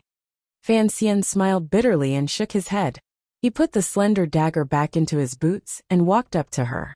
He held her slightly thin shoulder and said, "You're the scary one. When I walked outside, I heard that it was abnormally quiet inside. I couldn't even hear you breathing. You scared me." Fan Ruoro smiled and said, "Brother, you're running outside in the middle of the night, and you say I scared you. Where did you go?" Fan Xian continued to ask curiously. Fan Ruoro blushed and lowered her head shyly. "There are some things that you shouldn't ask so clearly." Fan Xian was startled for a moment, then understood. He smiled bitterly. "It's not like there's no toilet in the room. The night wind in the mountains is very cold. Don't catch a cold." "I know." Fan Ruoro smiled shyly and pushed him out the door. "Your wife is still waiting for you." Outside the room, Fan Xian gently rubbed his cold fingers. The temperature of his sister's bedding showed that she had been out for a while. It was definitely not during the night. She must have gotten up and gone somewhere after he left the mountain villa. Thinking of this, he couldn't help but have a big question in his heart. But he forced it down and didn't ask any more questions. In this world, everyone has their own secrets. We need to respect them. Back in the capital, when they were in Danzhou, Fan Xian had taught his sister this. As her brother, he needed to set an example. Chapter 158. People were proud of themselves in the spring breeze, and the horses were anxious. Fan Xian, who had rested in the Tsang Mountains for an entire winter, finally led his family out of the mountains. There were 6 carriages lined up, and they had only brought a portion of their belongings. This time, they didn't see Guo Baoquan or any of the other noblemen, nor did they have anything to worry about. It was only the early spring breeze that made the girls feel intoxicated. Fan Xian was in high spirits. Spending the winter in the Tsang Mountains was a rare opportunity for him to rest after entering the capital. Whether it was in martial arts or in spirit, he had made great progress. Looking around, he saw that the foot of the Tsang Mountains was covered in a patch of green. Faint green branches grew from the winter trees, and it seemed to dye the sky of the capital with a lot of vitality. The sky was light, and in the distance a black cloud could be seen. Strangely enough, the black cloud was very thin. Behind it, one could see the gray-blue sky, and above it were wisps of white clouds. But it still gave people the feeling that it was very dark and heavy. Amidst the sound of hooves, the carriage turned a corner and left the Tsang Mountains. The sun in the sky suddenly brightened, and the clouds glowed. It was a very shocking sight. Fan Xian withdrew his bored gaze from the sky and smiled at his wife. "Staying in the mountains for so long, I'm afraid you've been stifled." Lin Wanner looked at him curiously. "What have you been stifled about?" Fan Xian was a little surprised. "Although the mountains are good, seeing only snow and trees makes me feel a little tired." "Wanner, don't you miss the bustling life in the capital?" Lin Wanner smiled, and a faint sadness appeared on her white face. "In the capital? If it's not in the palace, then it's in another courtyard. You know that I haven't lived in the Prime Minister's manor for long, and I haven't had many opportunities to go out. Although life in the mountains is monotonous, it's still more comfortable than living in those high walls." She looked at her husband's expression of concern, and her heart warmed. She giggled. "And you've always been in the mountains?" After saying this, Fan Xian didn't feel anything, but she was the first to blush and turn her face away. Fan Xian laughed, and then immediately thought of that matter. He warmly said, "When the matters of the spring examinations are over, the court will probably send me to northern Qi." It was quiet in the carriage. Only the sound of hooves and the snorting of the horses could be heard, and the sound of the wheels on the mountain road could be heard. After a while Lin Wanner smiled and said, "Don't worry. I'm here in the capital." Fan Xian thought for a moment. "I think I'll take Wang Qinian with me. If there's anything you need to do, ask father's opinion first. If teacher Fei Jie is still in the capital, you can ask him for help. These things can be done through Tung Zijing. I've already instructed him." "Of course." He smiled and said, "I don't think there's anything wrong." Back in the capital, The colorful lanterns were still there, and the firecrackers and confetti in the remote alleys had not been swept away. Seeing all the pedestrians wearing new clothes and still immersed in the festive atmosphere, Fan Xian couldn't help but regret his decision to enter the Tsang Mountains on the 4th day of the new year. It seemed that he had missed the excitement of the first month's lanterns. When the carriage arrived at Fan Manor, it was inevitable that there would be a lot of trouble. The couple, who were neither old nor new, bowed to their parents and met with the rest of the clan. Only now did Fan Xian realize that the Fan clan lived up to its reputation. Although they did not have any high-ranking officials in the court, their distant cousins all seemed to be well paid in important departments of the court, and each of them lived comfortably. A few days later, Fan Xian first brought Wanner back to the Prime Minister's manor to pay respects to his father-in-law, and reluctantly bid farewell to Debao. Then he went to King Jing's manor to pay respects to the prince he was familiar with. Before he could calm down, the Vice Minister of Taichung Temple, Ren Xiao, and the Vice Minister of Honglu Temple, Xian Chiwu, invited him to 2 more banquets. These were officials he had worked with before, and he could not refuse. Fan Xian could only get drunk, and in these 2 banquets, in the blink of an eye, it was already the 2nd month of the year. At this time, the scholars from various provinces and counties had already arrived in the capital. Those who had money found inns to stay in, those who had relatives to seek shelter with, and those who had no money could only make do with the scholars in the outskirts of the capital. Even the dormitories of the Imperial College had been opened for the scholars who had nowhere else to go. The examination was hosted by the Board of Rites, and was divided into 3 rounds, held on the 9th, 12th, and 15th of the 2nd month. So by the time Fan Xian entered the Imperial College to take up his post, time was already tight. Fortunately, his 5th-level official position was only in name, something the Emperor had randomly appointed in a moment of happiness. The Imperial College did not have any arrangements for him. The examination was approaching, and the Imperial College naturally did not need him to teach, so he was free. Occasionally, there would be students studying at the Imperial College who would run into his room and stare at him with greedy eyes like a pack of hungry wolves. Fan Xian opened the fan in his hand with a swish and waved it incessantly in this late winter and early spring weather. After the students around him had coldly backed away, he smiled and said, "Everyone, I am still young, and I do not deserve to be called an educator. So please do not bring this matter up again, lest I embarrass myself." Seeing that his words were humorous, and that this 17-year-old man, who was already a 5th-ranked official in the imperial court, did not seem to be the kind of person who would look down on others with disdain, the feeling of estrangement between the students gradually disappeared. Someone boldly joked, "Master Fan, when you first entered the capital, you once commented on the strength of character at Yishir Tavern. Now you are in the mood to fan yourself?" Fan Xian laughed and replied, "What does that mean?" "It means that I have always liked to fool around, and that nothing I say can be accurate." The court had long since decided who would be the chief examiner for this competition, as well as who would be promoted. Fan Xian was 17 years old, and a 5th-level official position was already somewhat shocking, but it was still far from enough for him to take on such an important role. But his reputation for poetry had already spread far and wide.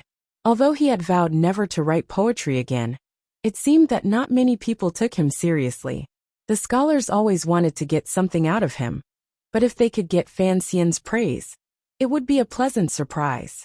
The Dambo bookstore's Bang Xian's high poetry collection had long been sold throughout the country, so the scholars who had come from all over the country could not help but be curious about this young man whose name had shaken the capital. Some of the more impetuous ones actually managed to find the location of Fan Manor with their mouths.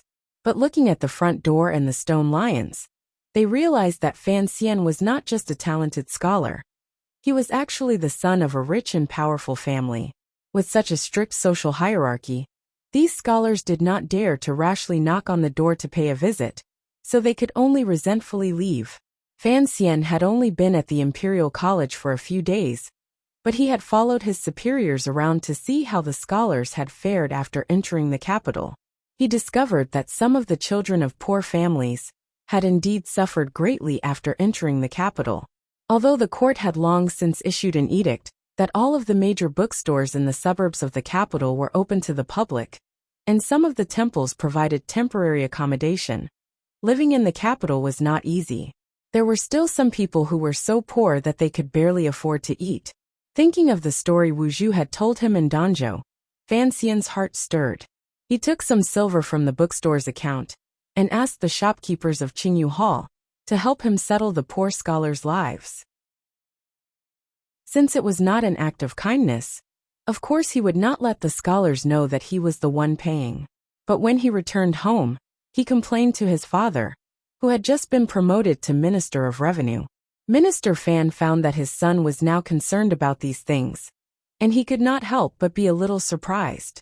Apart from a trace of gratification, he was more relieved that Fan Xian seemed to be content with his official career. On the 7th day of the 2nd month, 2 days before the exams, Fan Xian stole half a day of leisure and snuck out of the Imperial College. He really could not stand those students who did not study the scriptures seriously and instead brought him poems every day. Some of those students were old enough to be his father, and it was really quite awkward. Walking outside the palace walls, Fan Xian felt very relaxed as he looked at the clear water in the imperial gutter. To tell the truth, there were not many people in the capital who knew what he looked like, so walking on the streets was very comfortable. Especially as he walked under the red palace walls. Fan Xian squinted at the high walls and looked at the solemn-looking guards in the distance. Even his calm temperament could not help but feel a little proud. I have sneaked in before, so what? At the corner of the palace walls was a watchtower of the imperial guards, responsible for looking into the distance. It was from there that Yin Xiaoyi had shot Fan Xian down from across the palace walls with a startling arrow. Fan Xian retracted his gaze and shook his head. Yin Xiaoyi had now been transferred to the governor of the north. If he wanted to go to northern Qi, he would have to pass through his jurisdiction. He hoped that Yin Xiaoyi did not know that he was the assassin that night. Not long after circling the palace walls, Fan Xian entered Tianhe River. The water was still gentle, and the golden characters in front of the Overwatch Council glowed faintly. Fan Xian acted as if he did not see those characters, and calmly walked past, not even glancing at them out of the corner of his eye. I say, Master Fan, it is so difficult for me to even see you now. It seems that you have become very popular in the capital. Fan Xian smiled bitterly, and turned his head to see Crown Prince Jing on horseback, looking at him with a smile. He cupped his hands and said, "Greetings, Crown Prince. I just wanted some peace and quiet. How could I have known that I would run into Crown Prince? It was not a coincidence." Li Hongqing waved the horsewhip in his hand and smiled. "I chased you all the way from the Imperial College." Fan Xian was a little surprised, but his clear eyes immediately became calm again. He replied, "What is it, Crown Prince?" The Crown Prince smiled. "Someone has invited me today." "Who?" Fan Xian's intuition told him that there was something wrong with today's banquet. "The second prince," Li Hongqing said with a smile. Fan Xian shook his head helplessly. The second prince had never summoned him, but now that he had spoken, there was no way he could avoid it. Chapter 159. This was a private banquet, and the location was still arranged on a pleasure boat on Lujing River. However, this pleasure boat was exceptionally elegant, and did not have the exaggerated feeling of the red sleeves on the other side of the river. At this time, there was no rain or clouds on the river.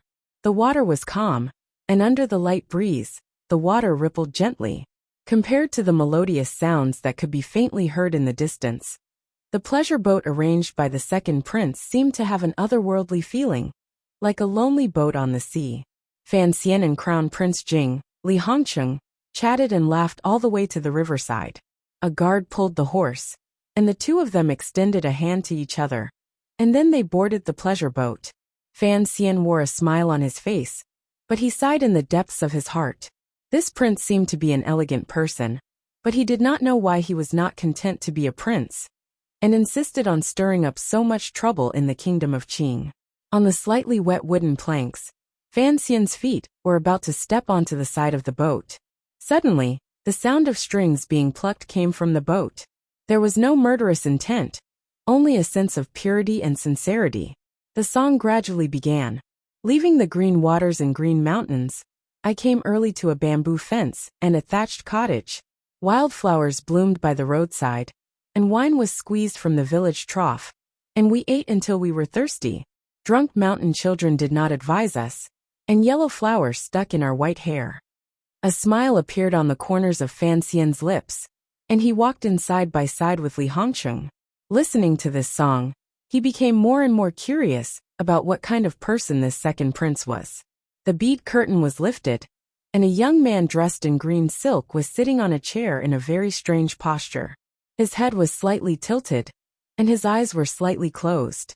There was a very satisfied expression on his face, and he was listening to the singing girl in the corner.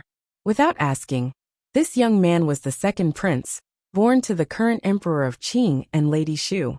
The second prince's sitting posture was indeed very peculiar. He was actually half squatting on the chair, looking very much like a farmer resting in the fields. His green silk robe covered his legs, but what was even more peculiar was that looking at his intoxicated expression, his delicate facial features, and his whole body exuded a kind of elegant and peaceful feeling. It was as if he had long been tired of everything around him, and the past of the world was just a memory. When Fan Xian saw the second prince, his first thought was, "This man feels so familiar." His second thought was that this person was very tired, and his heart was very tired. His third thought was that this person's mind was very heavy. He believed in his ability to read people, but the situation was a bit awkward. Out of the corner of his eye, he saw that Crown Prince Li Hongqing had already quietly picked a chair and sat down. He stood in the middle, looking at the second prince, not knowing how to greet him. The other party seemed to be so engrossed in listening to the music that he forgot that he was a guest. Of course, with his identity, it was only natural for him to wait for a while. The song finally came to an end. The female singer held her zither horizontally, bowed slowly to each of the three people in the hall, and silently retreated into the back room. The second prince, who was squatting on the chair, seemed to be still immersed in the sound of the zither. He didn't come back to his senses for a long time. His eyes were still closed, and his right hand, suspended in the air, slowly moved to the side. He touched the plate of grapes on the table. 2 fingers pinched the grape stem, and picked up a bunch. He raised it high in the air like a child. He raised his head, opened his lips and closed his teeth. Slowly, he bit off a verdant grape. He chewed twice and swallowed. His throat moved beautifully. It seemed that even eating grapes was a very enjoyable thing. Fan Xian was not in a hurry. He looked at the prince with a slight smile. His eyes were calm, but he didn't let go of any of the other small movements. He was trying to see what kind of person he was. A moment later, the second prince sighed and placed the grape in his hand back onto the plate. Only then did he slowly open his eyes. He seemed to have just realized that the guest he had invited had arrived on the boat. A strange smile involuntarily flashed through his eyes. The corners of his mouth twitched slightly, and a somewhat bashful smile blossomed. Fan Xian's heart jumped.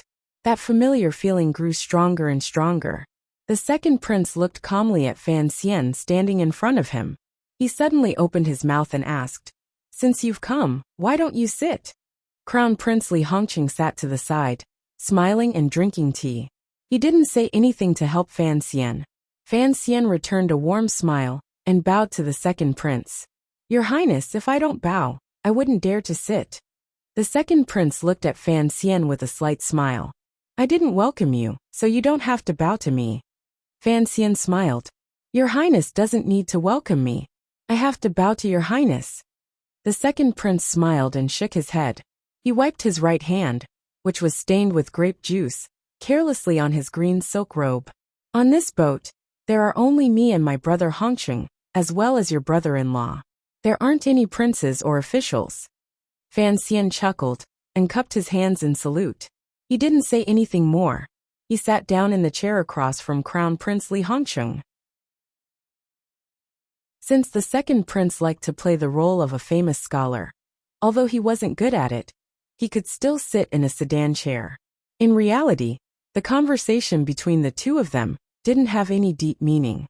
But Fan Xian still felt that it was very strange, because the second prince spoke very slowly, and every time he opened his mouth, it was always half a beat slower than the average person. So when they spoke, it always felt as if the other person spoke suddenly.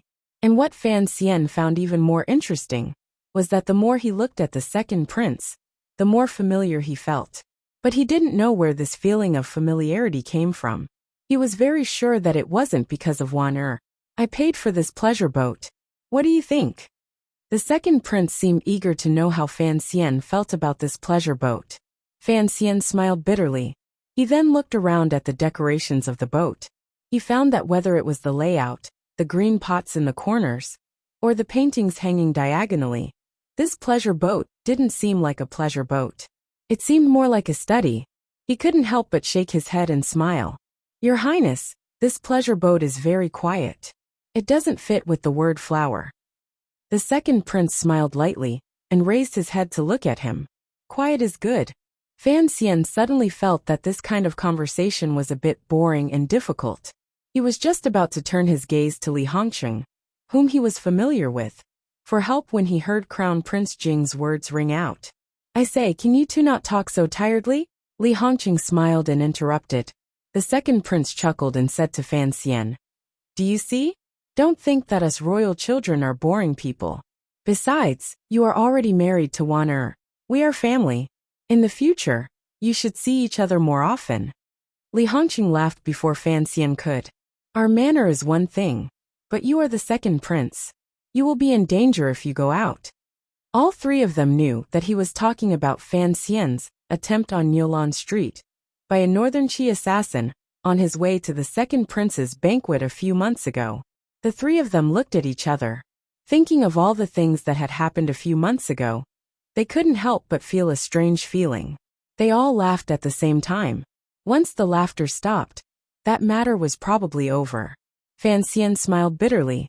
Although the second prince didn't hold a banquet at Hongmen, to have a meal and have to take such great risks is indeed scary. Hearing the words banquet at Hongmen, the second prince and Li Hongqing couldn't help but be slightly startled. They hid it well on their faces. Naturally, they had never heard of this story, but because of their noble statuses they couldn't ask. The second prince smiled slightly. Don't call me your highness. You can call me second brother like Wan Er. Fan Xian's expression didn't change, but he felt that it was troublesome. If they were to get too close to each other, there seemed to be some problems. As if guessing what he was worried about, the second prince dropped his hands in front of his knees. Still half-crouching, he smiled. You don't need to be too cautious. Wan Er is the treasure of the palace. You must remember that you now have an older brother, who is still playing on horseback in the West. I, the second brother, am still hiding in Hanlin Academy editing books. As for the third brother of the Crown Prince, you must get closer to him.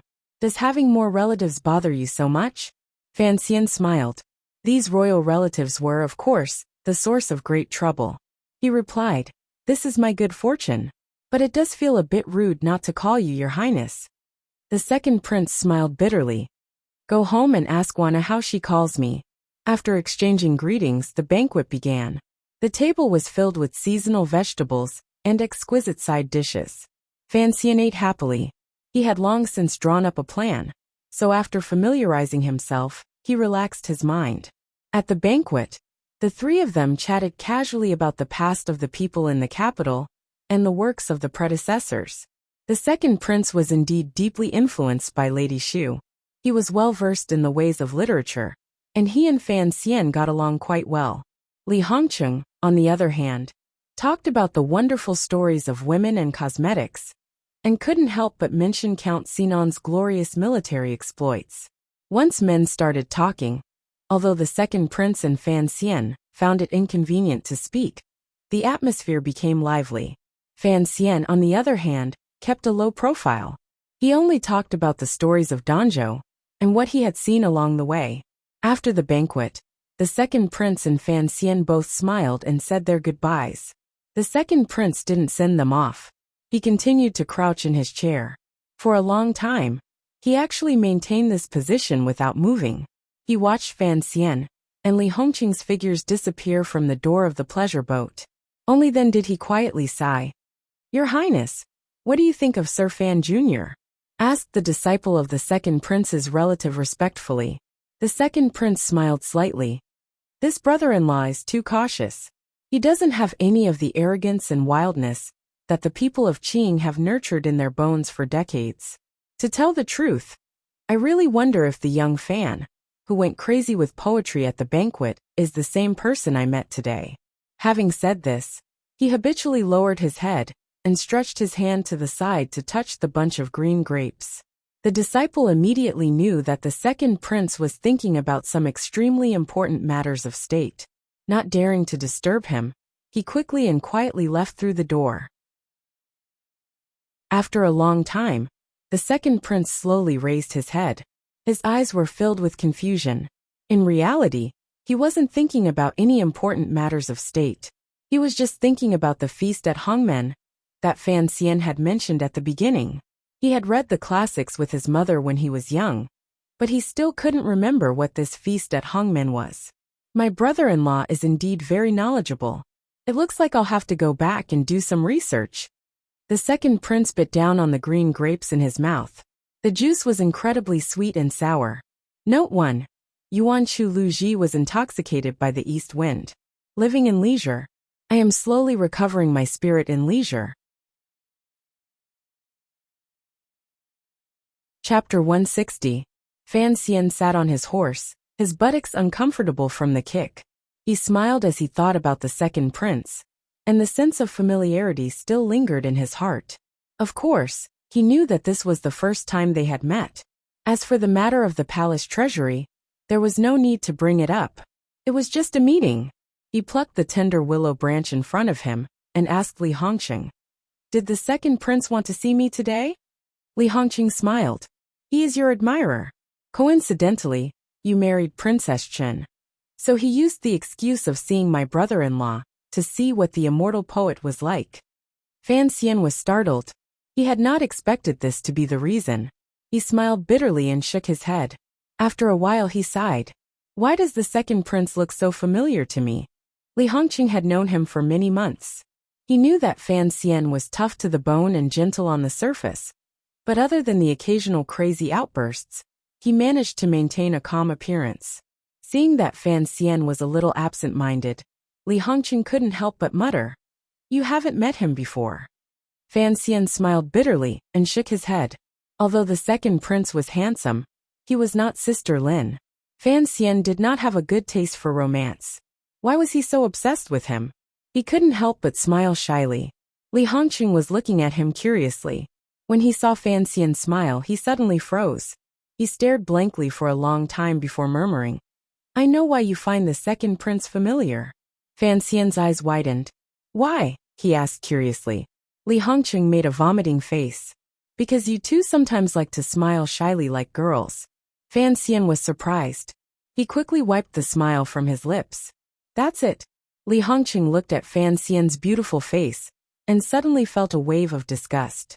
He said, "The temperament on your bodies is also similar.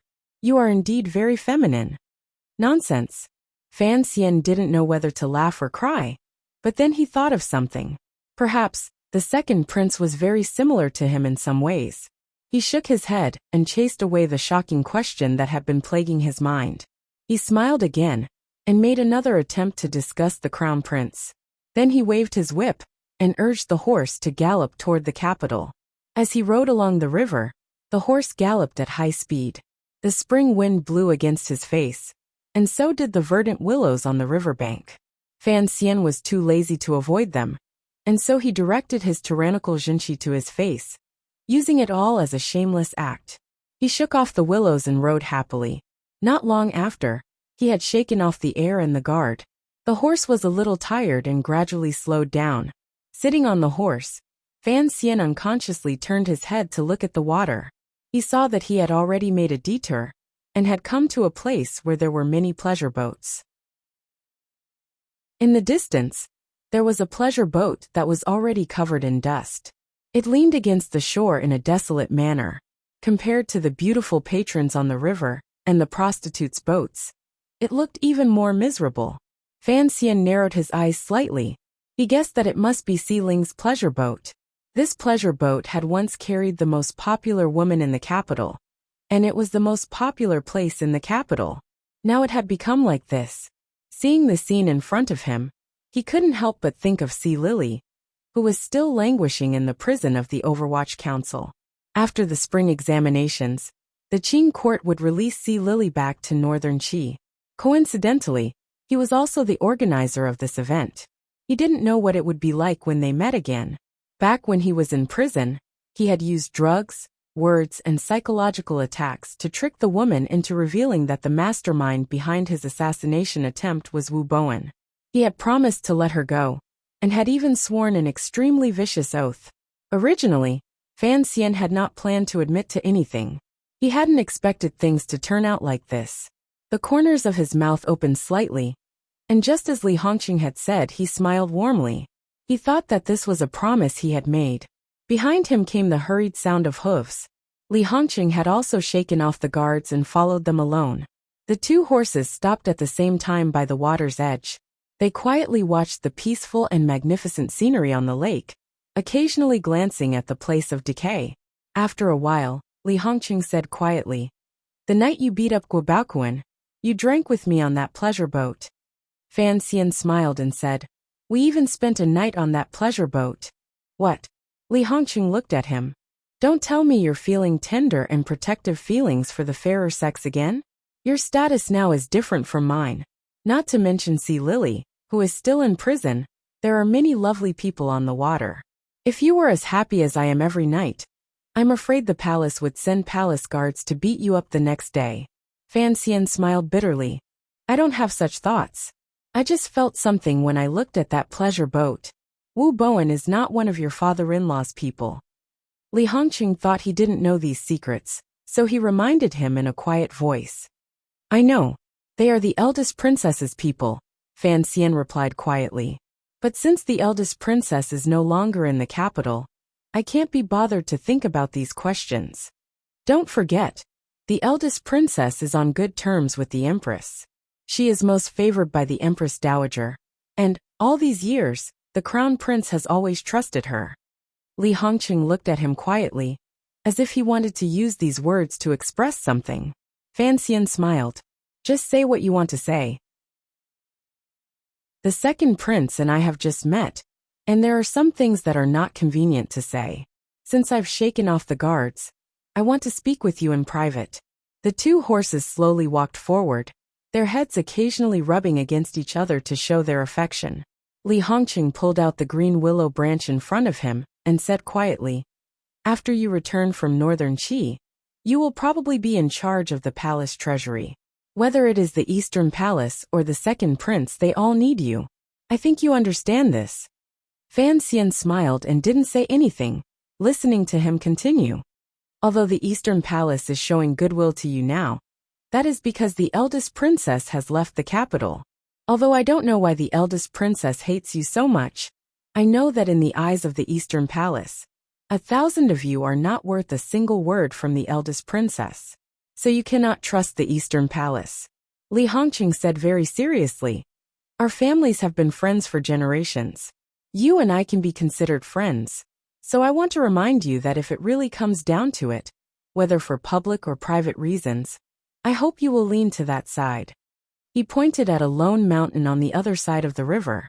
The back of the mountain was cut off by a forest, forming the character too. What a coincidence.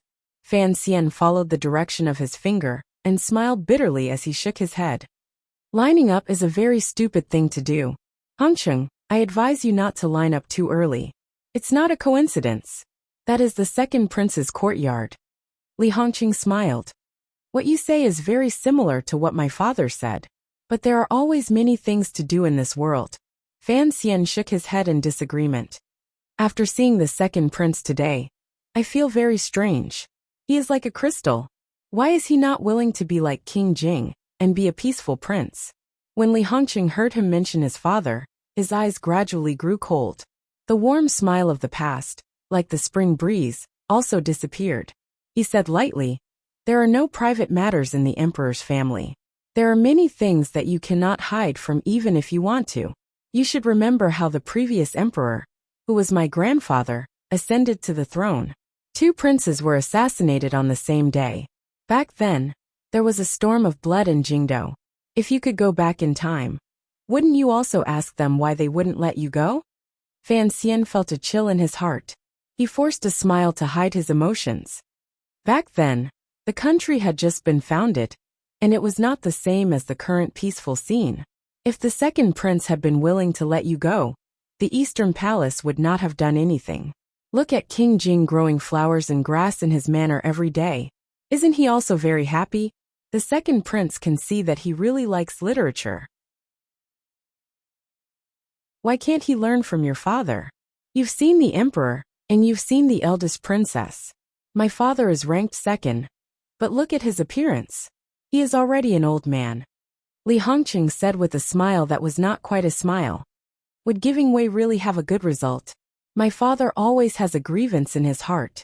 Although I don't know the reason, I think it must be because of the emperor's family.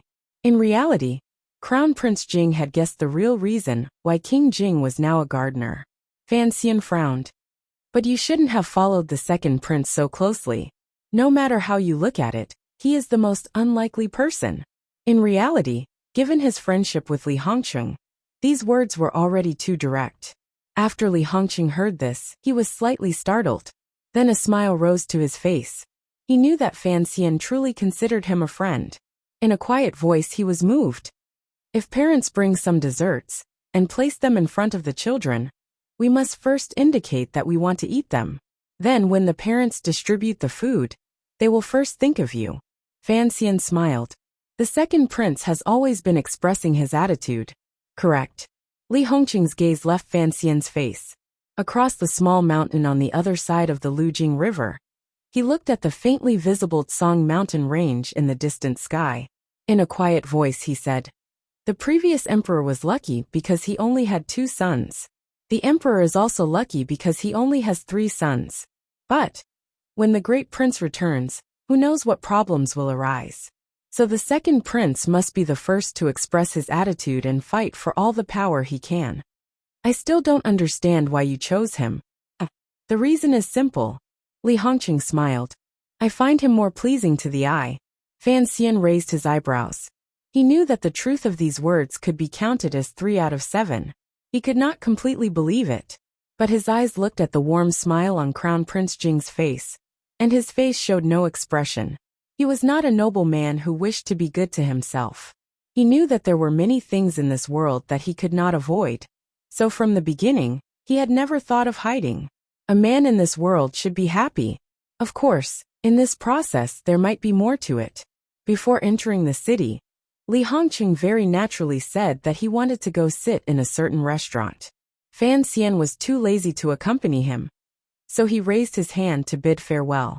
As he said goodbye, the crown prince, who loved to play with women, said with a faint smile, "Today, the second prince wants to see you first because after the examination, you probably won't be able to escape the crown prince's invitation." Fan Xian shivered slightly. He heard a hint of information in the crown prince's words. Although he did not have the qualifications to mark the examination papers, he would certainly be watching over the Imperial College and the Board of Rights. Chapter 161. That night, Fan Xian returned to his courtyard.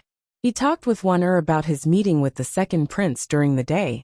And then, as he had expected, another guest arrived. It was Xian Chiwu, who was close to the crown prince's palace. He sat down and drank tea. Looking at the names on the slip of paper in his hand, Fan Xian smiled. He knew what the crown prince wanted, but he didn't know why he had come to him. "Why are you showing me this?" Fan Xian held the slip of paper in his hand and shook his head with a wry smile. "Sir, I can't interfere with the imperial examinations. A few months ago, during the negotiations with Northern Qi, these two had been the head envoy and the deputy envoy. They worked very well together, and there was not much conflict in their personalities. Plus, the two of them had gotten drunk together a few days ago, so they were naturally more familiar with each other now. Xianqiwu picked up his teacup and took a sip. You should know what these names are. Of course Fan Xian knew. The day after tomorrow was the day of the imperial examinations.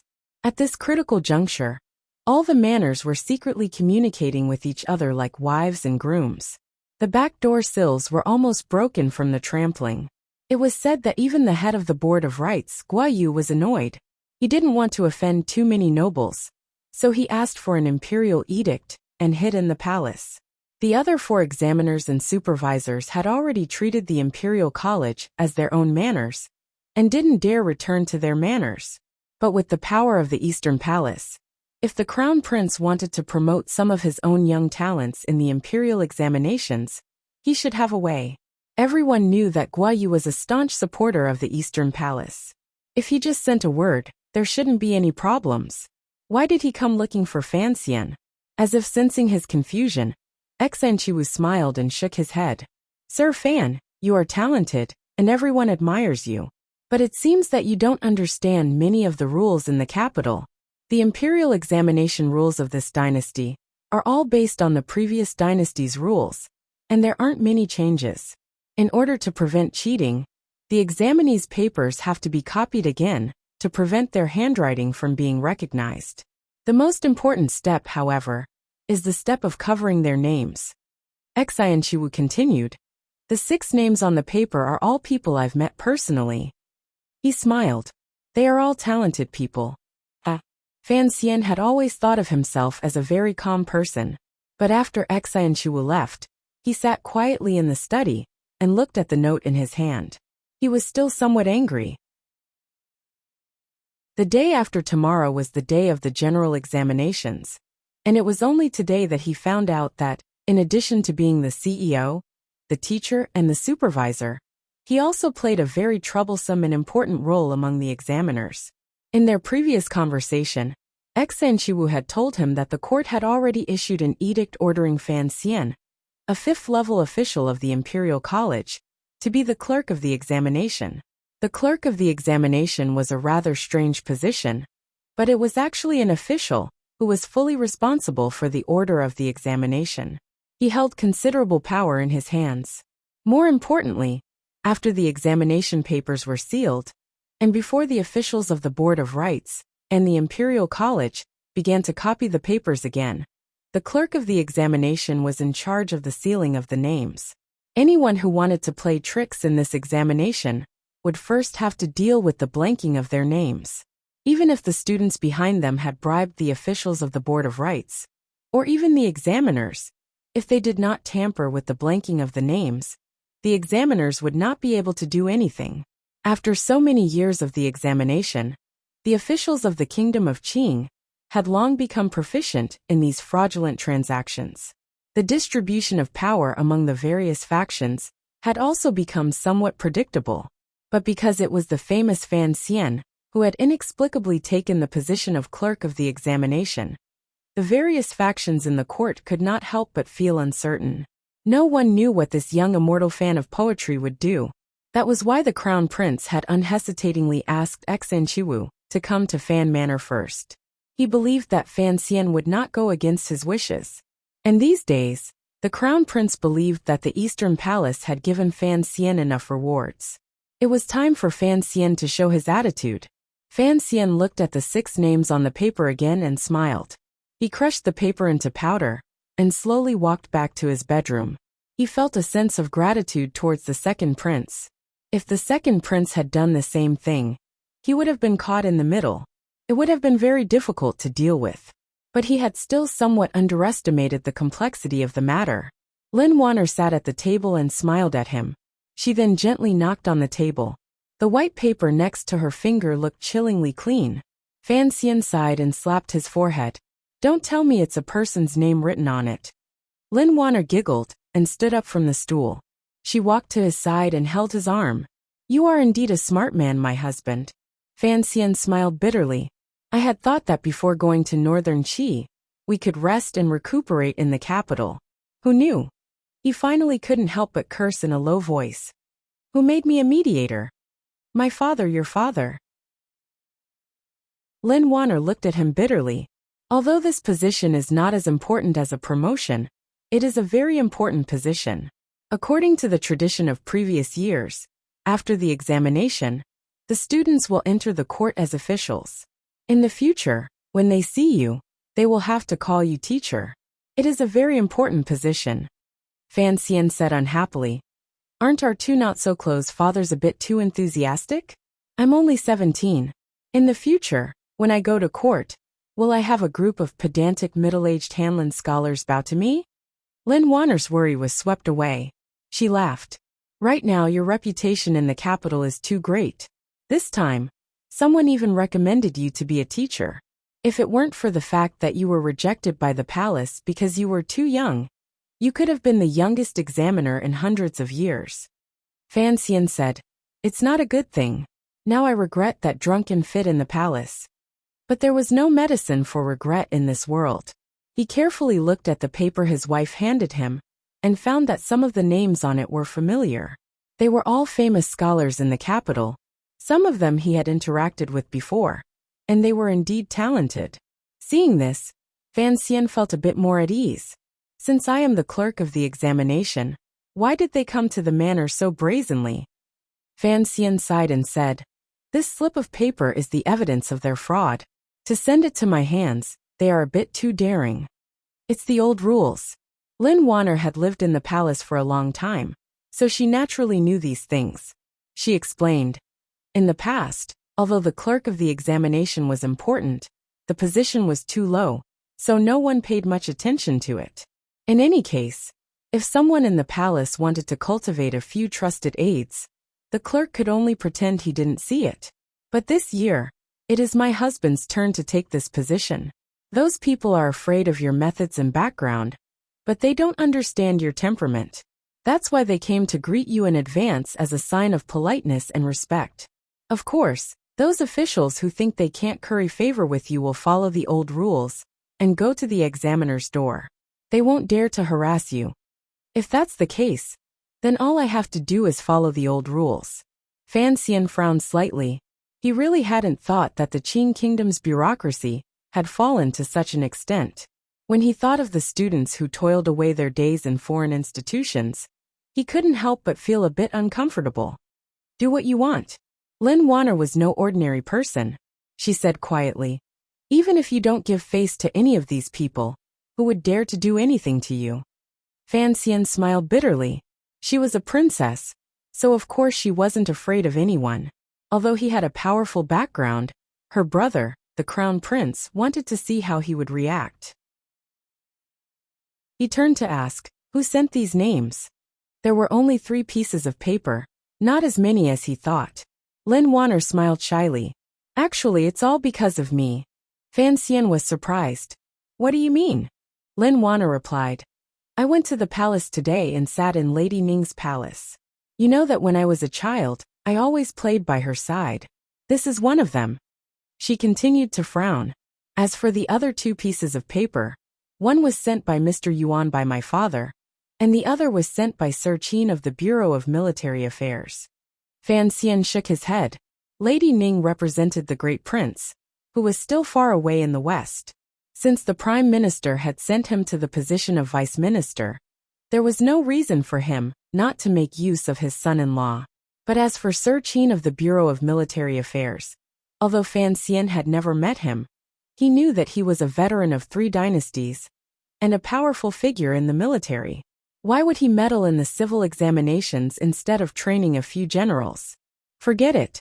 It's a small matter. Since the whole country is full of crows, I won't pretend to be a red-crowned crane, Fan Xian said lightly.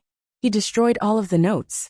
Gently holding his wife's shoulders, they walked toward the front of the manor.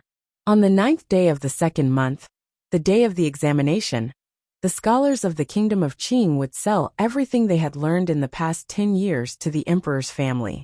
Whether the emperor would buy it or not depended on these examinations. The scholars in long gowns were like swimming fish, fearfully or excitedly heading towards the examination venue, the examination hall of the 2nd branch of the Ministry of Rites. It looked as if they were desperately trying to squeeze into a narrow fish basket. Fan Xian had already met with Minister Gua, the 2 teachers, and the 2 supervisors the night before. The officials nervously arranged all the necessary procedures, and the next day they went about their duties. An armchair was placed next to the main door, and beside it were yamen runners and officials from the Overwatch Council.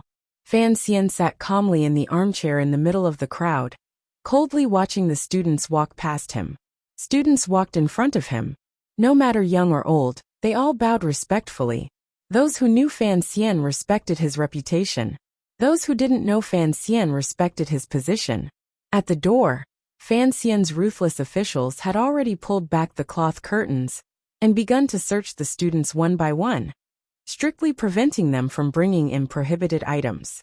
Fan Xian took a sip of tea and looked at these students carrying bedding and toilet bowls to eat. They looked like poor village workers, and he couldn't help but shake his head. Suddenly, he saw a student preparing to enter the courtyard after being searched. He rolled his eyes and shouted, "Wait!" Chapter 162. Outside the courtyard, there was a sudden silence. Countless fearful gazes turned toward Sir Fan, unsure of what the student's problem was. Fan Xian looked at the student carrying the tattered bedding and suddenly asked, "Have you checked?" An official from the Ministry of Rights and an official from the Overwatch Council reported at the same time. "We have. There is nothing strange." The student raised his head and puffed out his chest as he looked at the young Sir Fan. His expression was calm, without a trace of panic. Fan Xian frowned slightly and asked again, "Did you check after taking off your clothes?" "Yes, sir." The official next to him saw that more and more people were gathering at the entrance to the courtyard, and couldn't help but feel anxious. In another hour, the imperial edict from the palace would arrive. At this speed, it would be difficult to let all the scholars in. At that moment, Fan Xian suddenly stood up from his chair and walked to the side of the calm-looking student. He looked him up and down and suddenly laughed. He leaned close to his ear and said, "There is something wrong with your clothes." He spoke very quietly, so only the student heard him. In the cold weather of early February, the student's forehead was beaded with sweat. The student's name was Yang Wanli. He had no idea how Sir Fan, famous for his poetry, had discovered his secret. Under Fan Xian's quiet gaze, he couldn't help but feel like he was about to collapse. Fan Xian suddenly smiled and said, "Go in. If you reveal it now, your 10 years of effort will have been wasted. But remember, during these 2 days in the examination hall, don't let me find out that you have used your clothes." Yang Wanli was pleasantly surprised, but it was difficult to suppress the lingering fear. With a sullen face he said, "Thank you, sir, for your help." Afraid that this young eagle-eyed scholar would change his mind again, he shouldered the tattered bedding, covered his face, and rushed into the examination hall. He had made up his mind that during these 2 days, he absolutely could not take off his clothes to look at the inner layers. Immediately after, Fan Xian warned a few poor students who tried to smuggle notes into the examination hall. Gradually, the officials around him understood what was going on. Although they were surprised by Sir Fan's eyesight and judgment, they were also faintly anxious. They were afraid that they would not make it in time. Fan Xian, however, seemed to be acting as an official for the first time. He smiled as he examined each of the students who entered the examination hall. He did not miss a single one. He removed many pairs of shoes, many hats, and many brushes with paper balls hidden behind them. He piled them up in front of the entrance to the examination hall. Only now did the students in the queue realize that this year's examiner was actually a powerful figure brimming with killing intent. He was not at all like the immortal poet Xie Man they had imagined, and would not care much about their cheating. Thus, they hurriedly retreated and threw the things they had on them into the gutter at the back of the examination hall. The leader of the Overwatch Council today was someone Fan Xian was familiar with. It was Mu Tai, who was temporarily in charge of the first bureau. Hearing the reports from his subordinates, he hurried over. Seeing Fan Xian kneeling down without a word, he said with some embarrassment, "Sir, it's getting late. You have to hurry." The officials from the Ministry of Rights and the Overwatch Council saw how respectful he was to Fan Xian, and they could not help but jump in fright. They did not expect the Overwatch Council to be so courteous to a civil official. Only then did they think of Fan Xian's background: a prime minister, a minister, and a princess. Thus, they did not dare to say anything more. They only quietly listened to Fan Xian's reply. Fan Xian took out his pocket watch and looked at it. It was indeed getting late. Only then did he shake his head and stop this interesting game. Standing up, he spoke clearly to the hundreds of students at the entrance to the examination hall. I am Fan Xian. I believe you have all heard of me before. Everyone saw me earlier. To avoid delaying the examination, I will not strip search you today. The students were overjoyed. Fan Xian smiled slightly and looked around. Throw the things you carry on your bodies into this bamboo basket, and I won't blame you. If I find you during these 2 days of exams, be careful that I have people strip you naked and throw you in front of the palace walls, so that everyone under heaven knows how refined you all are. The students were terrified. Only now did they realize that the smile of the immortal poet Fan Xian contained a bone-chilling murderous aura. Thus they all obediently filed in. As for whether or not there were more students who wanted to take the risk, that was a matter for the future. Once they were let in, the speed increased. Before long, the entrance to the examination hall was quiet again. All that was left was a floor of smelly shoes and countless scraps of paper. It looked rather miserable. The officials from the Ministry of Rites quickly arranged for people to clean up in preparation for the palace's edict to open the examination. They also had to set up incense tables and fire firecrackers. For a moment they were very busy. As they busied themselves, they thought that Sir Fan Xian's conduct was indeed very different from that of other Qing officials. If he had ignored the smuggled goods, that would have been fine. How could he have allowed the students to take the examination after being found out? If this had happened to any other examiner, the imperial censorate would have caused quite a ruckus. But everyone knew that if Fan Xian dared to do this, he was not afraid of such things. Fan Xian sat in his armchair and smiled as he watched the busy crowd. He talked to Mu Tai, who was next to him. Mu Tai's position had risen a long time ago. He had always thought that it was because of Fan Xian, so he was particularly friendly to Sir Fan. You have worked hard, Sir Fan. In a moment, when the edict is issued and the firecrackers are fired, please return to the hall to rest. This matter of inspection will naturally be handled by me. Fan Xian smiled and looked at him. This is my duty. In a moment, I will have to wander around the examination hall. I have no spare time. Sir, this is your first time on this mission, so you do not know.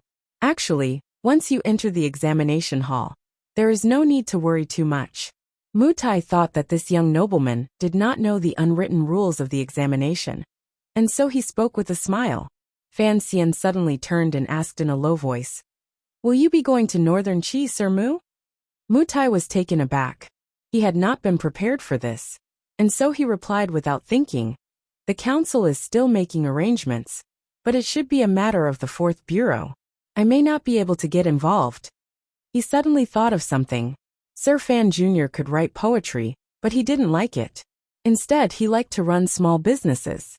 He thought he had guessed something. He smiled and said, Sir Fan, are you planning to buy some goods from the north? I can help you arrange that. Fan Xian laughed. It's nothing. I was just asking. Next to him, a subordinate brought them tea. Fan Xian made way for Mu Tai.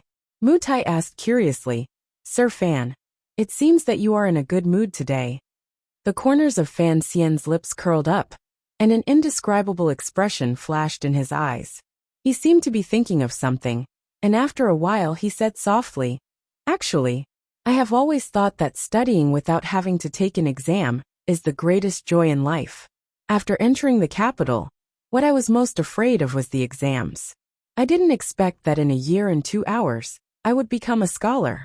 I can study without having to take the exams, and I can even watch my fellow scholars take the exams with great ease. So this is the greatest joy of life. The imperial edict came, the firecrackers sounded, the incense table was removed, and the doors of the examination hall were closed. The annual examination for the Kingdom of Qing had officially begun. Fan Xian heard the heavy wooden doors of the examination hall slowly close behind him, and a sudden realization hit him. In his previous life, he had never taken the college entrance exam. At the time, he had thought that it was the greatest regret of his life. In this life, he was unable to take the exam again. Although it was easy, he still felt a little regretful. "Greetings, sir." Fan Xian entered the great hall. The cold spring wind blew in from the doorway. Fan Xian bowed to Guoyu, the minister of the Board of Rites, who was sitting in the middle. "The door to the hall is closed, and without your permission, it cannot be opened again. At this time, the students of the various prefectures have already received their examination papers and have begun to answer them.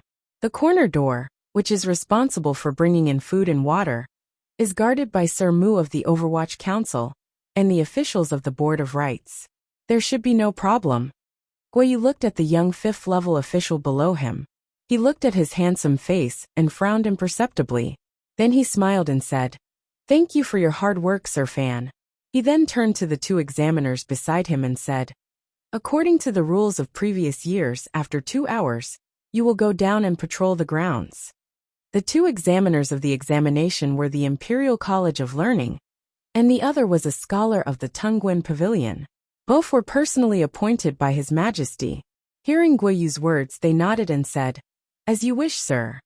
Guoyu then turned to Fan Xian and said, "Sir Fan, your duty is to maintain order in the examination hall and assist the two examiners. You will patrol the grounds from time to time, and you will also have to keep an eye on the corner door and be ready to receive an edict at any time." The minister of the Board of Rites sighed and cupped his hands in salute to the sky. The examination of the spring examination is to select talents for the nation. We cannot be careless. Everyone, please be more attentive. Following Guoyu's words, the various officials in the examination hall returned to their duties. A solemn and tense atmosphere quietly pervaded every corner of the examination hall. Everyone knew that after several northern expeditions, His Majesty had shifted the focus of governing the nation to the rule of law. Thus, the annual examination was particularly important. A few years ago, there had even been a precedent of an incognito inspection, so no one dared to be careless. Furthermore, this year's spring examination was one of the most important moments in the lives of those students who were burying themselves in their desks, furiously scribbling away. If they could successfully pass, then they would leap into the Dragon's Gate. If not, then they could only return to their hometowns and prepare for the next year's provincial examination. Who knew how many people's youthful years would be wasted by going back and forth? There were also those who were stubborn and arrogant. Once they failed, they would linger in the capital and refuse to return to their hometowns. There were those who were defeated, those who wandered about, and even more who disappeared without a trace. This was the grand ceremony of the nation, the arena of life and death for the scholars. Fan Xian stood on the stone steps and closed his eyes, listening to the rustling sounds coming from all around the examination hall.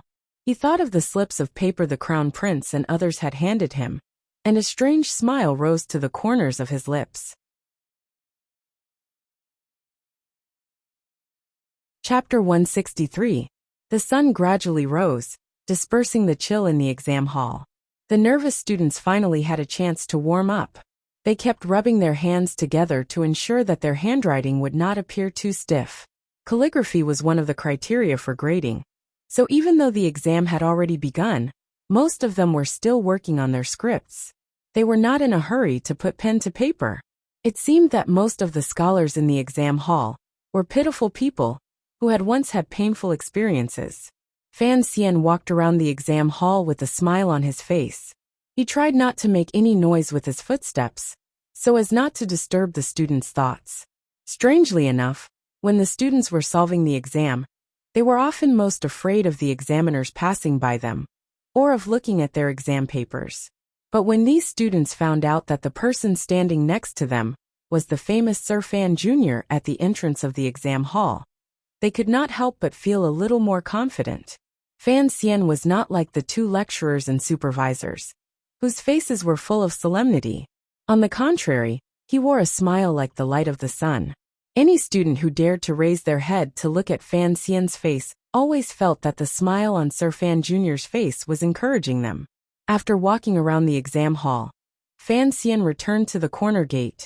Mu Tai had already brewed tea and was waiting for him. Seeing Fan Xian sit down on a chair, Mu Tai lowered his voice and laughed.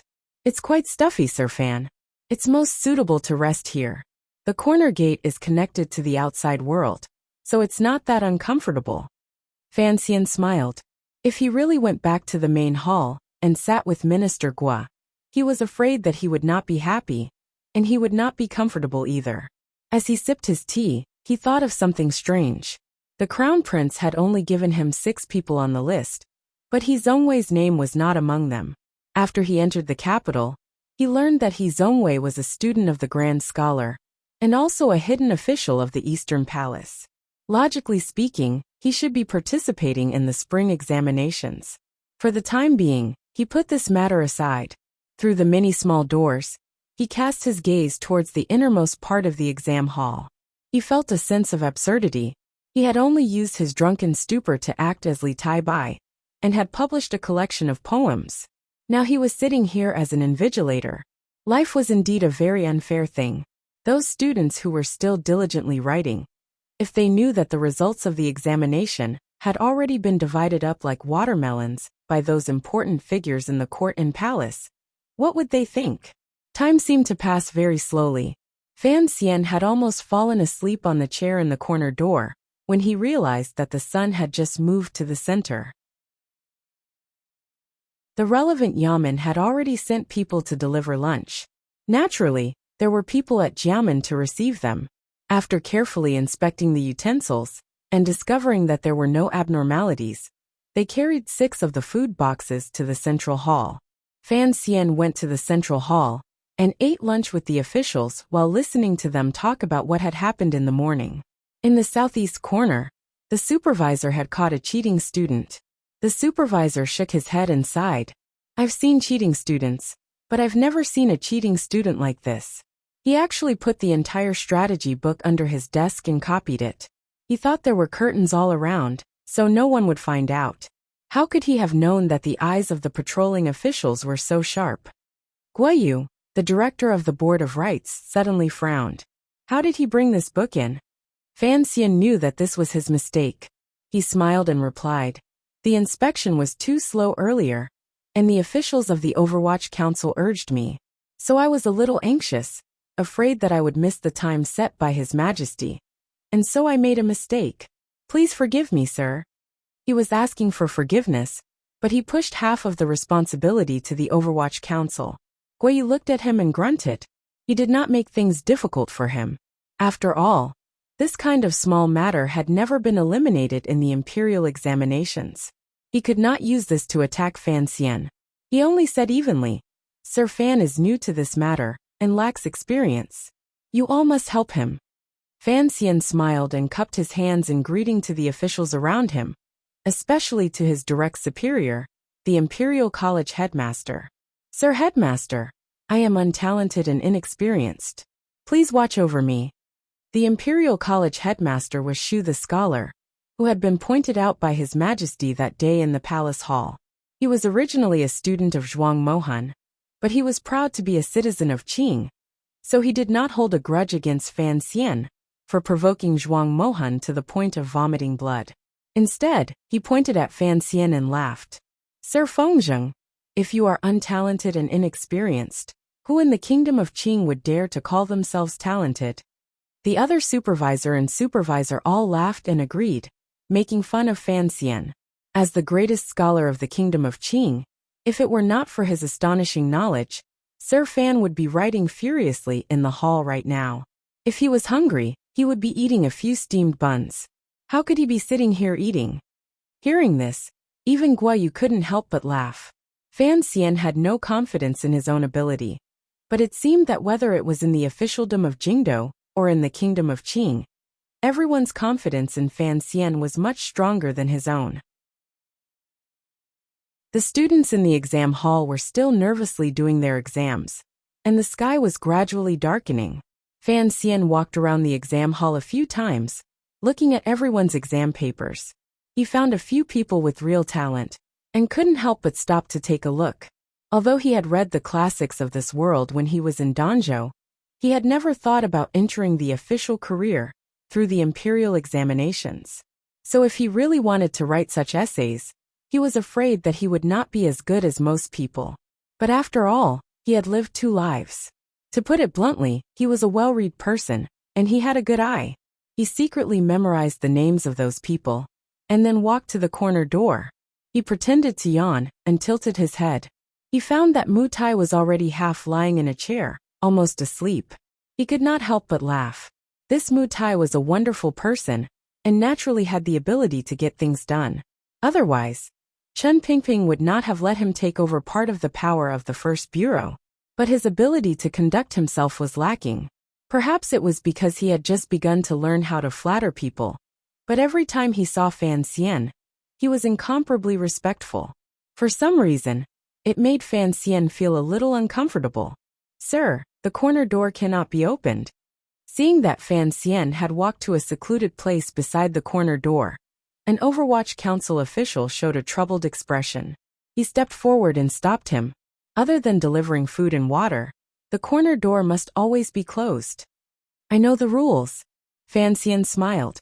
"I just wanted to walk around and see if there was anything fun to do." His words were a little strange and out of place. This was the grand ceremony of the nation, the imperial examinations, and Fan Xian, as an examiner, wanted to find something fun to do in the examination hall. Strangely, after the Overwatch Council official heard these words, he smiled slightly and replied, "There are a lot of fun things in the council. Please come often in the future." Fan Xian calmed down. Looking at the official's ordinary face, he suddenly opened his mouth. "You are the person I was looking for?" "Correct, Commissioner," the official said with his head lowered. Fan Xian looked into his eyes. He knew that this Overwatch Council official did not have a high position, but he was certainly a trusted aide that Chen Pingping had placed in the First Bureau. He could not help but smile. "Did Sir Chen say when exactly?" "After the imperial examinations within 3 days," the official replied quietly. "Good. I still have something I need your help with. I need to investigate the backgrounds of a few people." Fan Xian told the official the names he had memorized earlier. "I don't want to investigate their family background, just their character." "Yes," the official said quietly. "Please show me your token, Commissioner." Fan Xian took out the token from his waist that had helped him countless times, and waved it in front of the official's eyes. He then asked warmly, "Do you remember?" The official replied softly, "Yes, but I will report this to the director." "I understand." Fan Xian smiled warmly. "Before sealing the papers, I want your report." "Yes." "Do I need to know your name?" "No," the official said quietly. The official quietly said, "I am just a low-level official in the council. I dare not trouble you to record my name." The crown prince had to arrange for his own people in the court for a dozen years, and perhaps the great prince was doing the same. As for his father-in-law and the Bureau of Military Affairs, they were typical treacherous officials. Thinking of this, Fan Xian could not help but smile bitterly. His father-in-law really did not want to save him any trouble, but he also understood that this was the norm in officialdom. What he was about to do was a bit abnormal. Fan Xian sighed. He thought to himself, after a few years, when he was older, should he also arrange for some of his own people to enter this officialdom that was like a game? But right now he could not do these things. The first thing he needed to do was to cooperate with the Overwatch Council and handle the imperial examinations perfectly. He did not want to leave himself too much trouble. After successfully forcing the eldest princess out of the palace with the message paper, he had handled everything calmly. If it were not for the fact that the Eastern Palace had used such a tyrannical method to pull him in, perhaps he would have continued to endure. And he did not think that his plan was too risky. Putting aside the power on the surface, there was a great grandmaster standing in the dark behind him, and a terrifying council. These were all powers that many people did not know about. He believed that as long as he did not touch the most fundamental interests of the Qing royal family, in this seemingly powerful but actually mutually restrained officialdom, he had a lot of room for himself. Since he had been reborn, he had to take full advantage of the situation. He could not give in too much. Otherwise, would it not be a waste of the fragrant helper his mother had left behind? If those princes and high-ranking officials could do it, why couldn't he do it? Not only did he have to do it, he had to do it beautifully. Deep down, I'm really a bastard. Fan Xian looked at the hard-working students in the exam hall and smiled. He thought to himself, if the monk can touch it, why can't I? Not only will I touch it, but I won't let the monk touch it. Chapter 164. What nonsense! Chen Pingping muttered a curse. The heads of the Overwatch Council at the table looked fearfully at the director's outburst. Chen Pingping pulled the blanket off his knees and coughed. His grizzled hair was a mess without a trace of beauty. He said, the rules of the council are very clear. We cannot interfere in the matters of the palace unless the emperor gives an edict. Yen Ruahai, the head of the 4th Bureau, smiled bitterly and shook his head. It's a pity. In the past, we investigated the cheating in the imperial examinations, but these things always happened in high places. We don't have enough people, so it's hard to find any clues. Now that we have these names, it won't be hard to find the officials behind it. I just didn't expect it to involve the Eastern Palace. The words of the Overwatch Council had always been very bold and harsh. Other than their unparalleled loyalty to His Majesty, these secret agents didn't care about anyone else. Chen Pingping pushed the wheelchair to the window. His grizzled hair contrasted with the black cloth on the window, making it stand out distinctly. He coldly said, this commissioner has a very good life. Last night, the emperor had just decided to investigate the exam hall fraud case, and he sent such a gift. Yen Ruahai was also very curious about this commissioner, who he had never met before. He didn't know how he had obtained the list of names. We should have investigated it long ago, he said quietly. Yes. Chen Pingping waved his hand and let his subordinates go to their manors to make arrangements for the big operation in a few days. He left Yen Ruahai behind. After a while he said coldly, there are many people who know the commissioner's identity, so this matter cannot be kept a secret. His Majesty still wants to save the Crown Prince some face, so we cannot touch the people in the Eastern Palace. Then the Prime Minister? Yen Ruahai suddenly had a flash of inspiration. He guessed the commissioner's identity and couldn't help but be shocked speechless. Chen Pingping narrowed his eyes and looked at him. Since you know who he is, of course you know that his father-in-law cannot be touched, no matter what. Actually, none of these people can be touched. Yen Ruahai smiled bitterly. Other than the Crown Prince, one is a noble in the palace, one is the Prime Minister, and one is a senior member of the Bureau of Military Affairs. Our relationship with the military has always been good. We can't tear it apart over such a small matter. Yes. Chen Pingping snorted through his nose and said, we must move these 3 lines, but we must not pursue them to the root. Otherwise, the imperial court and the public will be shaken. Even His Majesty will not be able to put an end to it. Perhaps these officials have guessed that His Majesty will not punish all the officials because of the exam hall fraud, so they have been so bold in recent years. He suddenly laughed, but that smile was a little cold. But they didn't expect that there would be someone in this world who was even more daring than them, actually betraying so many people in one go. Yen Ruahai frowned. What Commissioner Fan is doing is very inappropriate. He has offended so many nobles at once. How will this be resolved? He's giving me the task to do. It was hard to tell whether Chen Pingping was angry or mad. In short, he wasn't in a good mood. He knows that I won't let him stand in the eye of the storm. The reason why he gave me this list is to tell me that he doesn't want to be led by the nose. He wants me to help him deal with it. Yen Ruahai didn't dare reply, but he was even more shocked. What was the relationship between the eldest son of Count Sinan and Director Chen? Why did they dare to do such a thing? And looking at Fan Xian's expression, it seemed that he really was going to do as Fan Xian said. Chen Pingping regained his composure and suddenly laughed, but his laughter was a little sharp and unpleasant. Interesting. Interesting indeed. Yen Ruahai asked curiously, what does Commissioner Fan gain by doing this? There are always some strange people in this world, who don't do things for their own benefit. Chen Pingping seemed to be thinking of something, and a rare expression of respect appeared on his face. Yin Ruohai had never seen such an expression, even when Director Chen mentioned His Majesty. Sir, please tell me, what is the highest level of investigation into the exam hall fraud? Chen Pingping raised his head slightly and said in a cold voice, His Majesty feels that the Guo family has controlled the Ministry of Rights long enough. Understood. There is currently no one in the First Bureau. Mu Tai isn't smart enough, so you will take the lead. Yes. The spring examination had already entered its third round. Fan Xian picked up a warm, wet towel and wiped the corners of his eyes. He found that he had indeed been a little tired over the past few days, and that his eye wax had grown. He couldn't help but laugh bitterly as he stood up and stretched. He then carefully looked at the students sprawled on the tables sleeping. If even he, the examiner, was so tired, these students must be even more pitiful. Today was the last day of the spring examination, and Fan Xian had already spent a few days in the examination hall of the Ministry of Rights. Although his family often sent him refreshments and food, his body and spirit were exhausted to the extreme. He yawned and walked over to Yang Wanli's side. He carefully looked at him.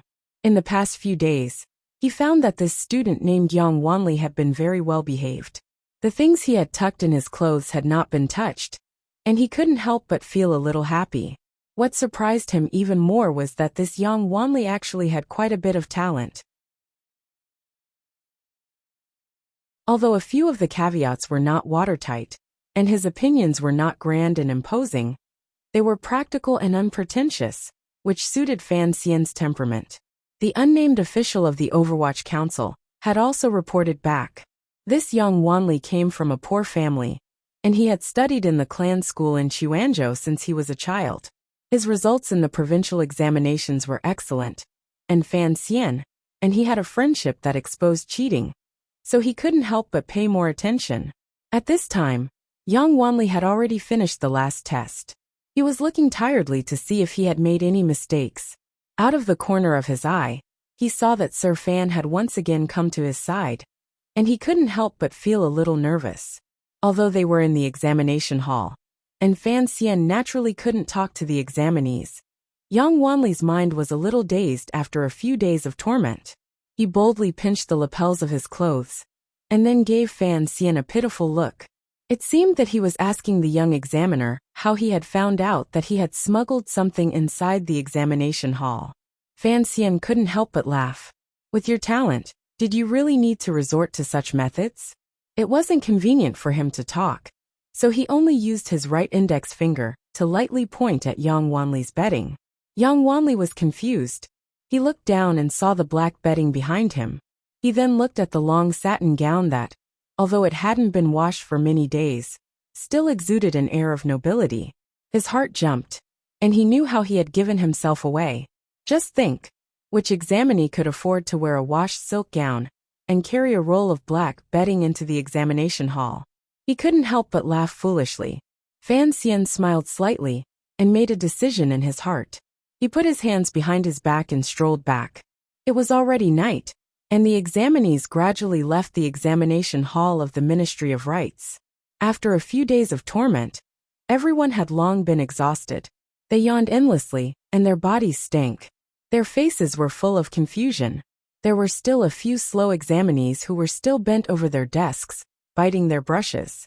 There were also a few who had fallen asleep in their clothes under the lamp.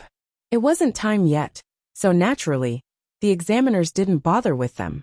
Suddenly, a gong rang out in Tongtua Alley, to the side of the Ministry of Rights. The sound was crisp and clear, as if it wanted to wake up the night sky above the capital. The time has come. Students stop writing. Following the shout, officials from the Ministry of Rights began to clear the hall, chasing out the students who were still holding on to their brushes. There was an examinee who was at least 40 years old. His hair was already white, but he still hadn't finished his exam. He cried and wailed, unwilling to leave his desk.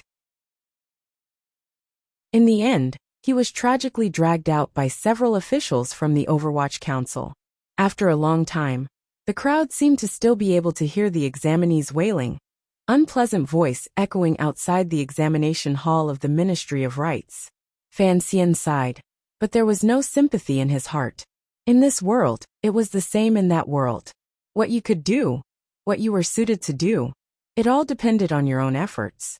It wasn't that he was a cold and emotionless person. It was just that to him, these students' exams were over, but his own had just begun. The night the exams ended, the papers had to be immediately sealed. This was Fan Xian's duty. The chief official, the 2 examiners, and the 2 supervisors all sat high up in the hall, not daring to leave. They all waited for Fan Xian to lead the people to complete the 2 procedures of pasting names and making a copy. Only then could they seal the papers. The candles were bright, and the entire second yamen of the Ministry of Rights was busy. In the outer room, dozens of old officials were dividing and organizing the papers. In another small room, Fan Xian rubbed his temples as he watched 2 officials from the Ministry of Rights paste the names.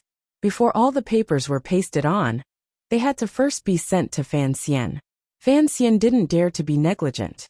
He carefully looked at the names on the papers, matching them with the names on the 4 slips of paper. After a long time, he had already picked out a dozen or so papers and placed them inconspicuously to his right. The 2 officials from the Ministry of Rights next to him lowered their heads and looked at each other. They knew that the dozen or so papers had been sent to the important figures in the palace. After finishing what he was doing, Fan Xian waved at the 2 officials, indicating that they should begin pasting the names. The 2 officials didn't dare to be negligent, and quickly began to cover the names and birthplaces of the students on the papers with paper.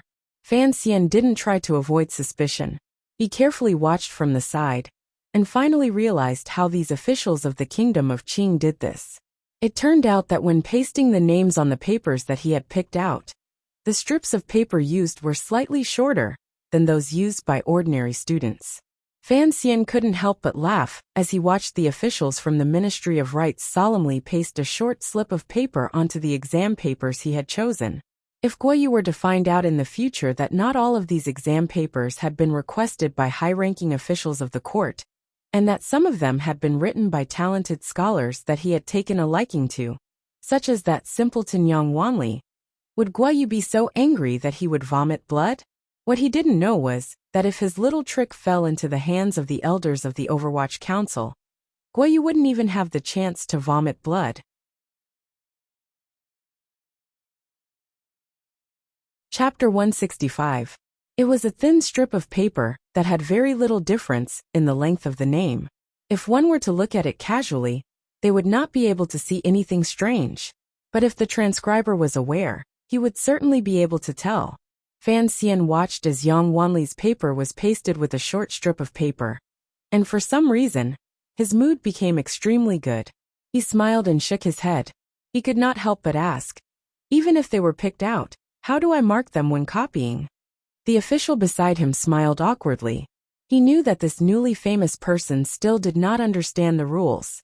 Carefully, he replied, Sir Fan Jr., when copying, as long as you work on the strokes of certain words, the person who approves the scrolls will naturally understand. Fan Xian suddenly understood and sighed in admiration. That way, even if the person marking the paper doesn't know who it is, as long as he knows it's the right person, it's fine. Yes, sir. The official from the Board of Rights replied politely, but in his heart, he was cursing this world-shaking young man for not even knowing these old rules of officialdom. What he did not know was that Fan Xian was also cursing these people for being stupid. If it were not for the Qing officials being so arrogant, how could these loophole-ridden old rules have been followed for so many years? He would not have been able to use these loopholes to do things for those true scholars. Of course, he also understood that the reason the entire bureaucracy had always tacitly approved of this method was because in this matter, whether they were political enemies or not, they had already tacitly approved of this method of dividing watermelons. Aside from madmen, no one in the system dared to cause trouble. In fact, the Eastern Palace, the elders, and even the Prime Minister all had other ways to arrange this matter, but they all came to him at the same time. One reason was because the middleman was responsible for sealing the names, which was an important step in the process. The other reason was that, apart from Prime Minister Lin, the other parties wanted to see what Fan Xian's attitude was. Fan Xian's attitude was actually very simple: screw you. After all, not everyone was as idle as Fan Xian. After all, not everyone had a good father like Fan Xian, and not everyone had a good mother like Princess Iron Fan. After a busy night, the civil service examination, which could decide the lives of countless scholars, finally came to an end. Many officials rubbed their sleepy eyes and gathered in the main hall, listening to the chief examiner of this year's spring examination, the Minister of Rights, Guo Youji's lecture. Guo Yu waved his hand tiredly to dismiss the lower-ranking officials. He then looked kindly at Fan Xian. You have worked hard these past few days, Sir Fan. I wouldn't dare. Fan Xian forced himself to smile. Sir, I wouldn't dare to say that. Besides, I'm still young. Guo Yu smiled and said, everyone has worked hard. Actually, all of the high-ranking officials present understood the inside story of this civil service examination. Guo Yu and the two teachers were not the only ones who had profited from it. Even Fan Xian didn't know that a few days ago, someone had already sent his share of silver to Fan Manor. That sum was even more frightening than half a year's worth of revenue from Dombo bookstore. For several days, the examination hall was filled with the rancid smell of something yellow and white. Fan Xian stood on the stone steps and covered his nose with his hand. He took one last look at the dark hall, and a satisfied smile appeared on his face. He had been in this world for many years, and all he knew was that he had to live, but he didn't know how he should live. It wasn't until he made up his mind to do this that he realized that being a good person in the general sense felt good. Of course, being a good person didn't mean being a pedantic old man. The officials of the three ministries had already gathered the examination papers. Led by the eunuchs of the palace, and protected by the palace guards and secret agents of the Overwatch Council, they traveled through the capital's almost white night sky toward the Imperial College. Within a few days, the copied papers would be finished, and the candidates for the top 3 would be selected. They would then be sent to the Imperial Academy, where the top 3 would be chosen. Fan Xian left the smelly examination hall. A carriage from Fan Manor was already waiting for him at the gate. After getting into the carriage, he accepted a towel from Tung Zijing and wiped his face. He asked tiredly, Father, do you have any objections to what I did? No. Tung Zijing shifted his injured thigh and replied quietly, It's just that the old master seems a little unhappy. He feels that you should have informed the Prime Minister ahead of time. Furthermore, the scope of this matter is too wide. If the public were to become angry, I'm afraid that neither the Prime Minister nor the old master would be able to protect you. Fan Xian smiled and didn't say anything. He still had the Overwatch Council behind him. More importantly, Chen Pingping had Wang Qinian pass on a message that the emperor was preparing to reorganize the government this year. He was just going with the flow. Chen Pingping was probably scolding him for causing trouble on the surface, but he was secretly pleased that he finally had a reason to make a move. Fan Xian only needed to provide the Overwatch Council with a reason, and then the council would present this reason to the emperor for him to make a decision. As for the Crown Prince and Ning the Talented, Fan Xian had other plans. Earlier, when he had copied the names, Fan Xian had chosen a few talented names to hide, regardless of whether they were from the Eastern Palace or from the Great Prince. He had protected them, and it could be considered an explanation to the other party. When the matter came out, Fan Xian wanted people to feel that he had done this not because he was biased towards one side of the government, but because he was a pure scholar who had made a noble and crazy decision based on some rotten obsession. In the following days, the capital was calm. Since Fan Xian had already revealed the truth, the hidden powers of the Overwatch Council began to cooperate. At least before the list of the top 3 came out, no shocking news spread through the officialdom. In the end, the people that Fan Xian had secretly stuffed into the top 3 were not eliminated. It was clear that in the Imperial College and the Ministry of Rights, there were spies from that terrifying old man, Chen Pingping, secretly helping Fan Xian hide. As for Guo Yu and the other high-ranking officials, Perhaps because they had been too used to cheating in the exam hall in the past few years, and because they had masters like the Eastern Palace behind them, they clearly didn't pay enough attention and didn't see such an obvious problem. On the 22nd of the second month, the spring branches on both sides of the road gradually unfurled, and the birds on the branches flew in pairs. It was a joyous time of spring. In an inn on the west side of the capital, not far from the Imperial College, students from all over the country, who were waiting for news, gathered downstairs in a panic. There was no wine or food on the table, because these students were not in the mood to eat and drink at the moment. All of their thoughts were focused on gathering information. No chance. A student from Shandong Road smiled bitterly and shook his head. I think there's still no chance this time. Brother Jialin, why do you say that? The student sitting next to him had a slightly dark expression. It was Yang Wanli, the one who had met Fan Xian's eyes during the exam. He came from Chuanzhou, and often made a living by the sea. He was very different from those gifted scholars, who were born into nobility, and spent the first half of their lives in the study hall. It could be seen that his mood was very relaxed. He picked up a pair of vinegar-soaked peanuts from the table and ate them. As he chewed, he said unclearly, Brother Jialin is a famous figure in Shandong Road, and his treatises are brilliant. A few days ago, after everyone read them, they were full of praise. As for me, I'm not good at this, and I'm not good at writing. Although I'm confident that I'll be able to make it to Muling County, I'm sure I won't be able to make it onto the list. Cheng Jialin came from Shandong Road, and this was his third time participating in the exam. He smiled bitterly and lowered his voice. Don't tell me you and I don't know these things. There are only so many candidates for each exam. The high-ranking officials in the court ask for a few, the palace decides on a few, and the Imperial College chooses a few. Outsiders like us may have some fame in our hometown, but what are we in the capital? Even if the court wanted to find a few talented people to serve as foils to shut the mouths of the scholars, there are plenty of famous scholars in the capital to choose from. How could it be us? The other scholar at the table had a lean face, and he did not seem to be a man of fortune. Perhaps he had drunk too much, and there was something in his chest that he could not release. So he spoke very boldly. He laughed coldly. Brother Jialin is correct. I think it would be best if there were no more imperial examinations in the future, so that you two would not have to waste so much money on travel expenses. What bullsh**t exam? It's just the high-ranking officials in the court choosing their own dogs. Cheng Jialin's face darkened, and then he became slightly afraid. He advised, Brother Jichang, keep your voice down. If the secret agents of the Overwatch Council hear us, not only will our careers be ruined, I'm afraid even our lives will be in danger. Brother Jichang's surname was Ho, and he was also a strange man, who did not like to walk the path of the rich and powerful.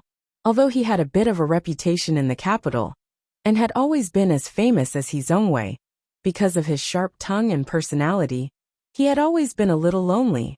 Hearing his friend's worried words, he could not help but laugh. Although the Overwatch Council is frightening, how could those secret agents look up to small fry like us?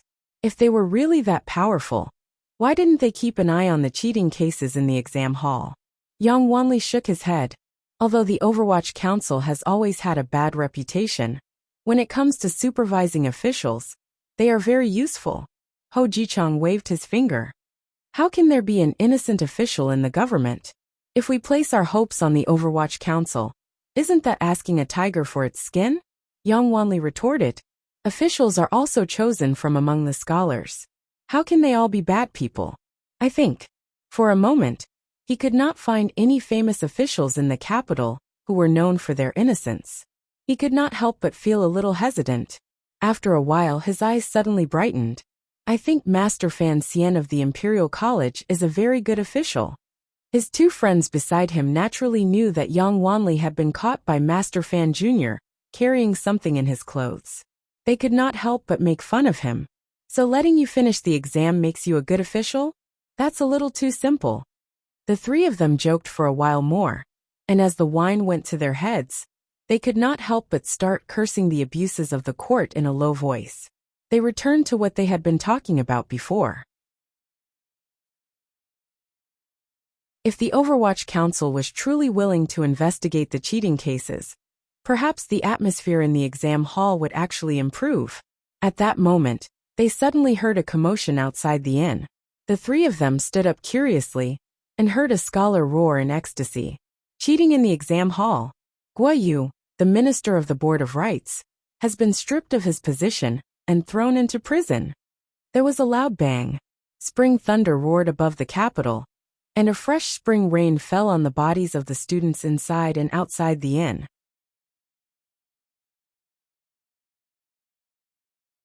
Chapter 166.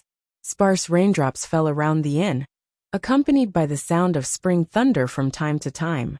However, those students seemed to be stunned, standing stupidly in the drizzle outside the inn. This alley was a gathering place for students from outside the capital on their way to the examination, so there were a lot of people here. After the previous shout, the crowd immediately fell into a strange silence. After a long time, some people finally came back to their senses and surrounded the student who had shouted before. After a long period of noise, it was as if an explosion had occurred. All of them were asking at once what had happened.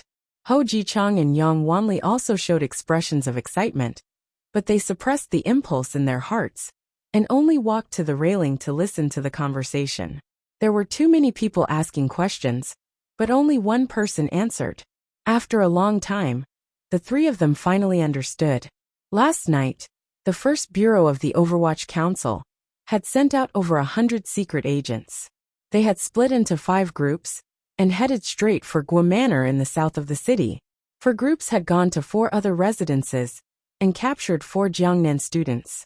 Because they had moved so quickly, the news was covered up for the entire night. It was not until morning that the emperor announced lightly that he had already issued an edict ordering the Overwatch Council to investigate the examination hall fraud case. The court was immediately thrown into chaos. Only now did the officials know why Guo Yu, the Minister of Rights, was not among the group. The only ones who were truly calm were the Prime Minister, the Minister of Revenue, and of course, Chen Pingping of the Overwatch Council, who had yet to attend court. This time, the Overwatch Council had acted quickly and accurately, especially the group that had captured the 4 Jiangnan scholars. On the spot, they had found letters between them and other officials, and in Guo Manor, they had seized an astonishing amount of silver. According to the preliminary results of the investigation, the 4 Jiangnan scholars were all from powerful families, and 3 of them were salt merchants. This time, they had brought large amounts of gold and silver to the capital for the examinations, and after a lot of effort, they had finally found Minister Guo's tutelage. Guo Yu had already entered the prison of the Overwatch Council, and the 4 Jiangnan scholars had become pitiful guests. Since yesterday, the 4th Bureau of the Overwatch Council had begun to order the Jiangnan branch to arrest them, in order to make sure the case was irrefutable.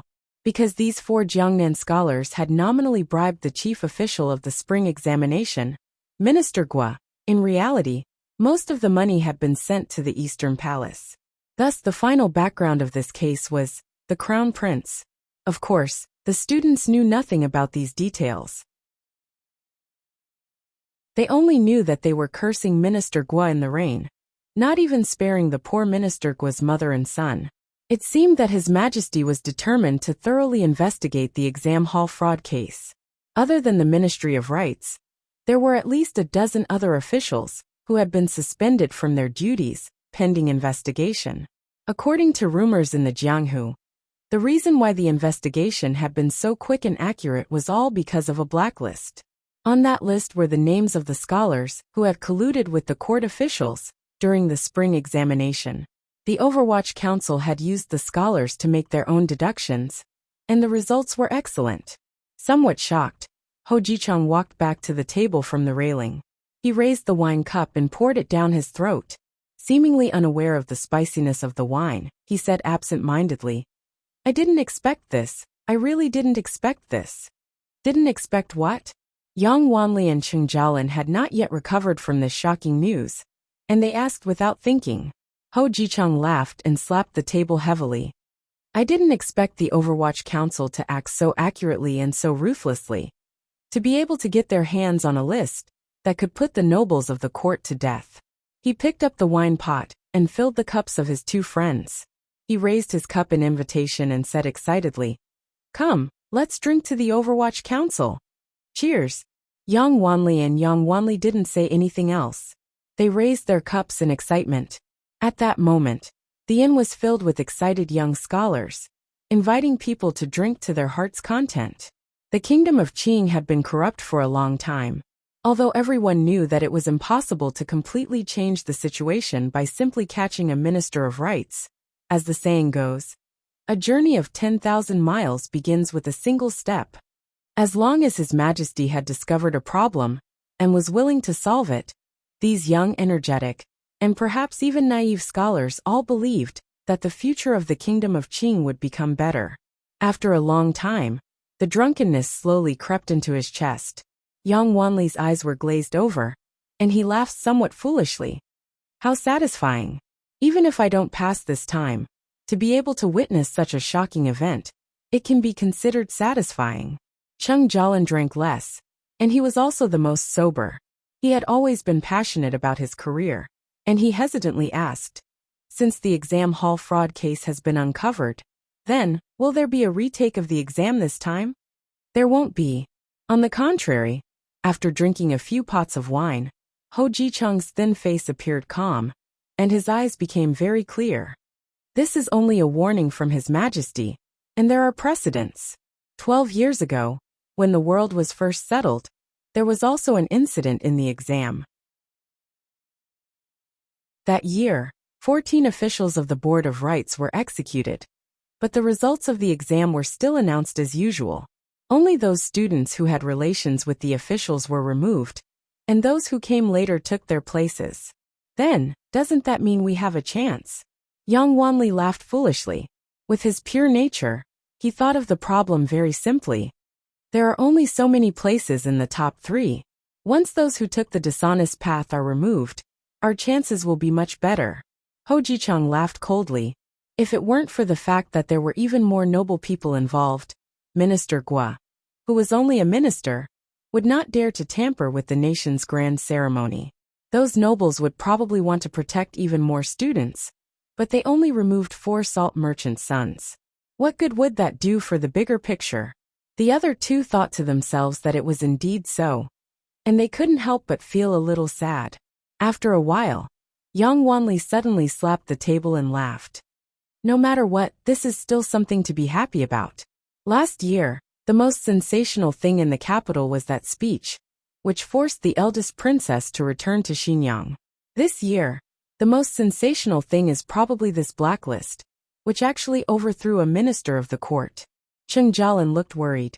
"Let's wait until the top 3 are out tomorrow," he said. Ho Jicheng and Yang Wanli knew his temperament, and that he still had some illusions about this year's imperial examinations. They smiled and ignored him. "I have to go pull that kid Shirchanli out of bed and tell him the good news." Yang Wanli laughed. "Remember to have him buy some food." "Beautiful, very beautiful." Fan Xian lightly flicked the paper that Wang Qinian had brought over. He was in a great mood. Wanner sat next to him and said with some worry, "Aren't you worried that the crown prince will find out that you were the one who exposed the cheating?" Today Fan Xian, who had been severely reprimanded by his father, was for the first time grounded. He could only obediently stay in the manor. He knew that what he had done was indeed somewhat absurd. Of course, if he hadn't received news from the council beforehand that the emperor was planning to make an example of him this year, Fan Xian would not have dared to become this tainted witness and make an enemy of the entire court. In truth, the list of names was not much of a secret. Fan Xian had a few slips of paper in his hands, and all the advisors had a few slips of paper in their hands. Just by looking at this kind of open and above-board cheating, one could tell that the Qing bureaucracy had long since become accustomed to it. It was precisely because of this that the Overwatch Council's investigation this time was unexpected. For a moment, no one would suspect Fan Xian's head first. Hearing his wife's question, a strange expression appeared on Fan Xian's face. He said, "Your crown prince is too daring, and his methods are terrible. The entire court is also a group of daring idiots. Cheating in the spring examinations is a big deal, and yet it has been made known to the whole world. Even if I didn't report it, if His Majesty wanted to investigate, would they still be able to hide it? Warner crawled out of bed and looked at his face calmly. Husband, don't take such risks in the future. There is no wall in this world that can withstand the wind. If people find out that you had something to do with this, what will you do in the future? What will I do? Cold. Fan Xian made another witty remark that his wife did not understand. He smiled and said, "So what if they find out?" Warner sighed. She thought that her husband was well-educated and well-mannered. He looked calm on the outside, but no one could predict when he would do something so crazy. Fan Xian knew that his wife was worried about him. He quietly said, "The key to this matter is still in the palace. What is the imperial examination? It is a way for His Majesty to gather talents for himself. In the previous dynasty, there was an emperor who laughed during the imperial examination and said that all the heroes of the world had fallen into his net. His Majesty can tolerate the officials of the court using the imperial examination places to exchange for wealth, but he cannot tolerate all the places being used for ill-gotten gains. Furthermore, both the Crown Prince and the Great Prince have interfered in this matter. Our uncle, the Emperor, has to ask himself, what are his two sons trying to do?" Warner did not quite understand. She asked curiously, "Of course they want to cultivate their own power in the future." Fan Xian smiled and continued to ask, "Then His Majesty will have to ask, why do you want to cultivate your own power? The Great Prince is someone who leads an army. What does he need such a large power in the court?" Warner smiled bitterly and said, "What about the Crown Prince? He is the heir to the throne of a country. Cultivating talents is acceptable. After all, he is going to be the emperor, who will control the country in the future. In the past, when I listened to the Grand Tutor's lectures in the Eastern Palace, the Grand Tutor once said that the Eastern Palace cannot do nothing. He must not be afraid of rumors. He must first prepare some officials for future use. This is true loyalty and filial piety." Fan Xian shook his head and revealed a faint sneer. He said, "The Grand Tutor's essay is probably good, and his reasoning is certainly correct. But the problem is that His Majesty is healthy. The Eastern Palace is now beginning to cultivate talents. His Majesty must ask himself, is the Crown Prince anxious?"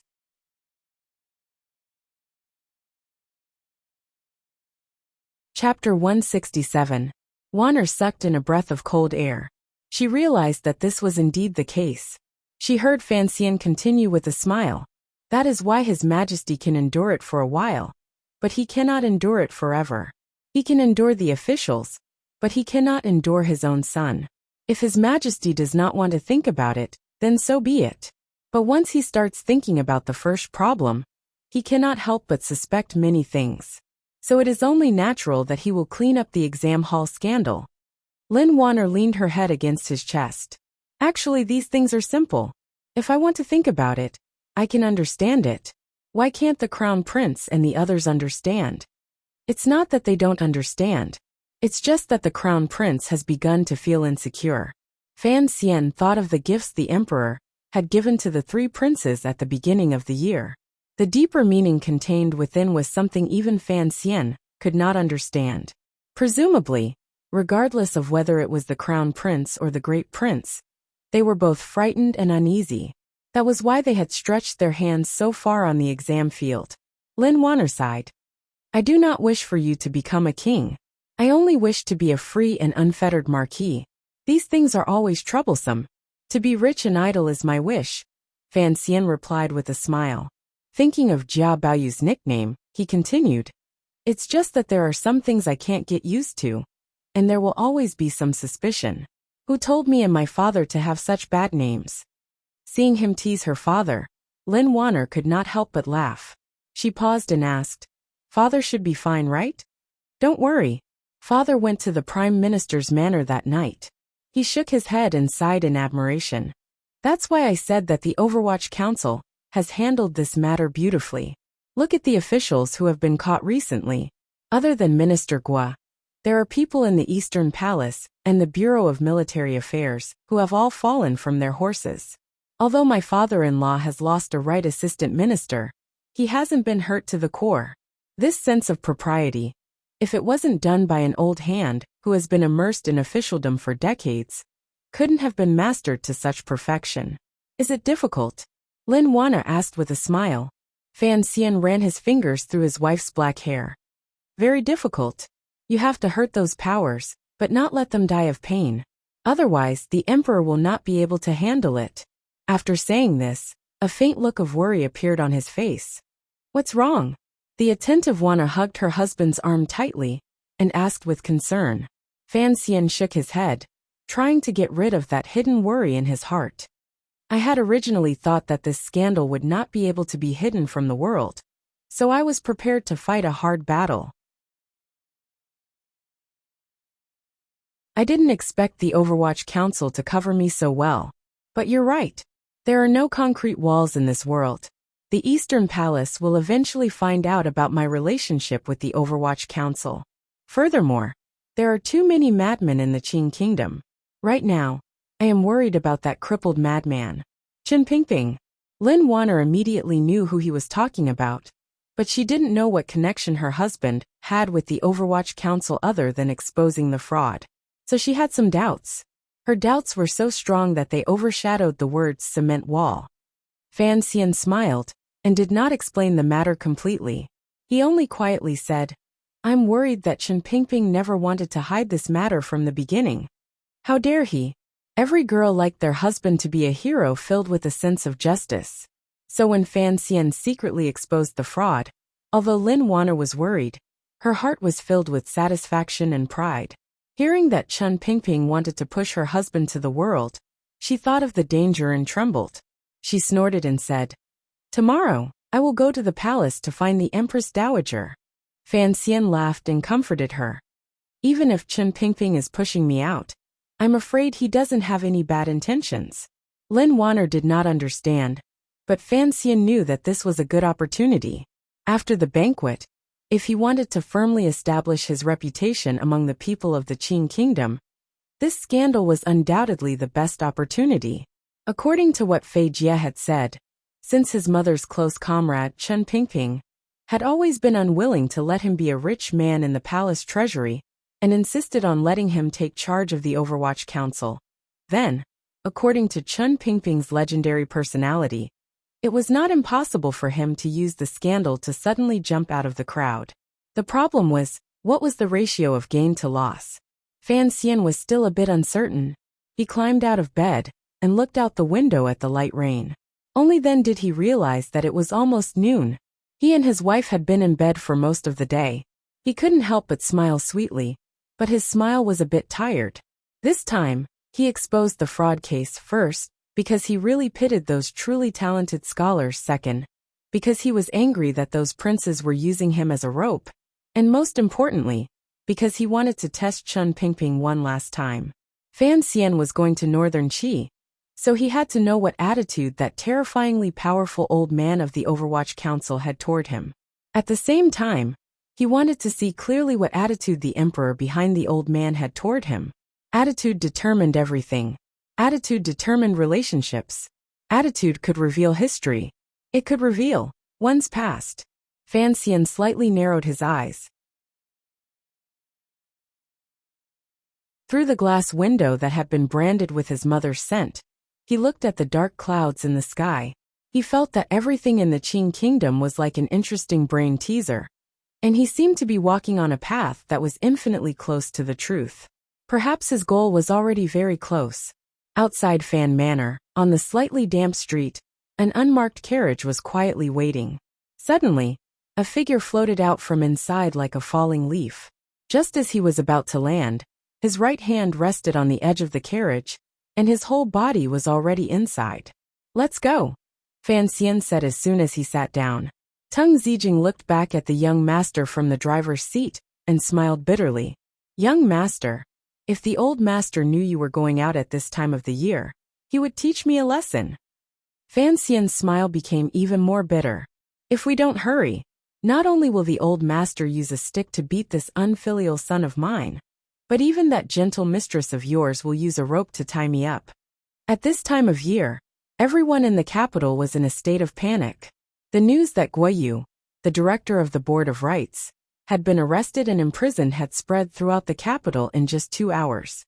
All the officials involved in the spring examination were restless and stayed at home, afraid that a spy from the Overwatch Council would knock on their door and politely invite them to tea. An Fan Xian was a key figure in the fraud case. Count Sinan, Fan Jian, and Princess Chun, who knew the inside story, did not dare to let him act. So he had to sneak out and sigh. Tung Zijing, it's fortunate that I have you as a confidant in the capital. Otherwise, it would be difficult for me to even go out. Wang Qinian, who had been sitting quietly by his side, clearly had the most bitter smile on his face. Sir, I have always wanted to work hard to become your confidant. Fan Xian laughed and teased him. Wang Qinian, you should go do crosstalk. The whip cracked, and the black carriage slowly moved forward. The wheels rolled over the puddles of water on the street.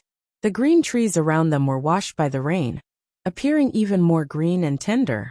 Behind the carriage were a few secret agents of the Overwatch Council wearing raincoats.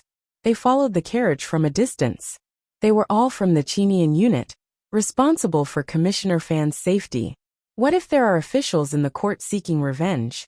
I don't have enough people here.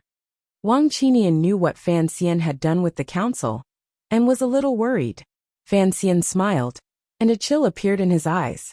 Things are different now, and the place we are going to is not Nilan Street. I want to see, other than that crazy woman, who else would dare to assassinate me in the capital, right under His Majesty's nose? Where are we going? Tung Zijing asked in a low voice, not turning his head. Fan Xian looked at Wang Qinian, and Wang Qinian whispered a name, then explained. Coincidentally, the students you have taken a liking to are all staying in the same inn. The carriage stopped outside Ye Alley. It was still drizzling. After Fan Xian alighted, he and Tung Zijing walked in, paper umbrellas in hand. Wang Qinian had long since disappeared into the crowd. Ye Alley was a place where scholars from other counties gathered in the capital. Today the exam hall fraud case had broken out in the capital, so it was still a cauldron of voices. Fan Xian raised his umbrella and carefully walked along the street, leaning slightly outward to prevent the rain from falling into the pots of the hawkers, sheltering under the eaves of the street. Excuse me, a thin scholar hurriedly shouted, carrying 2 jugs of wine in his hands. He brushed past Fan Xian and Tung Zijing, rushing forward, unafraid of the rain falling from the sky. But as he passed, he turned his head to look at Fan Xian. Fan Xian raised his umbrella and watched the man disappear into the rain. He shook his head and laughed. Isn't this just like the bunch of crazy people who graduated? Once the exam was over, they would get drunk. He smacked his lips, a little regretful that he hadn't been able to attend the school's graduation banquet because of his health. Tung Zijing didn't quite understand, but he still explained respectfully. I guess it's because of Guoyu's downfall that these students are so excited. Is Minister Guo's reputation that bad? Fan Xian casually walked forward, looking like a young master who liked to take a stroll in the rain. Tung Zijing laughed. Not many of the capital's officials have a good reputation.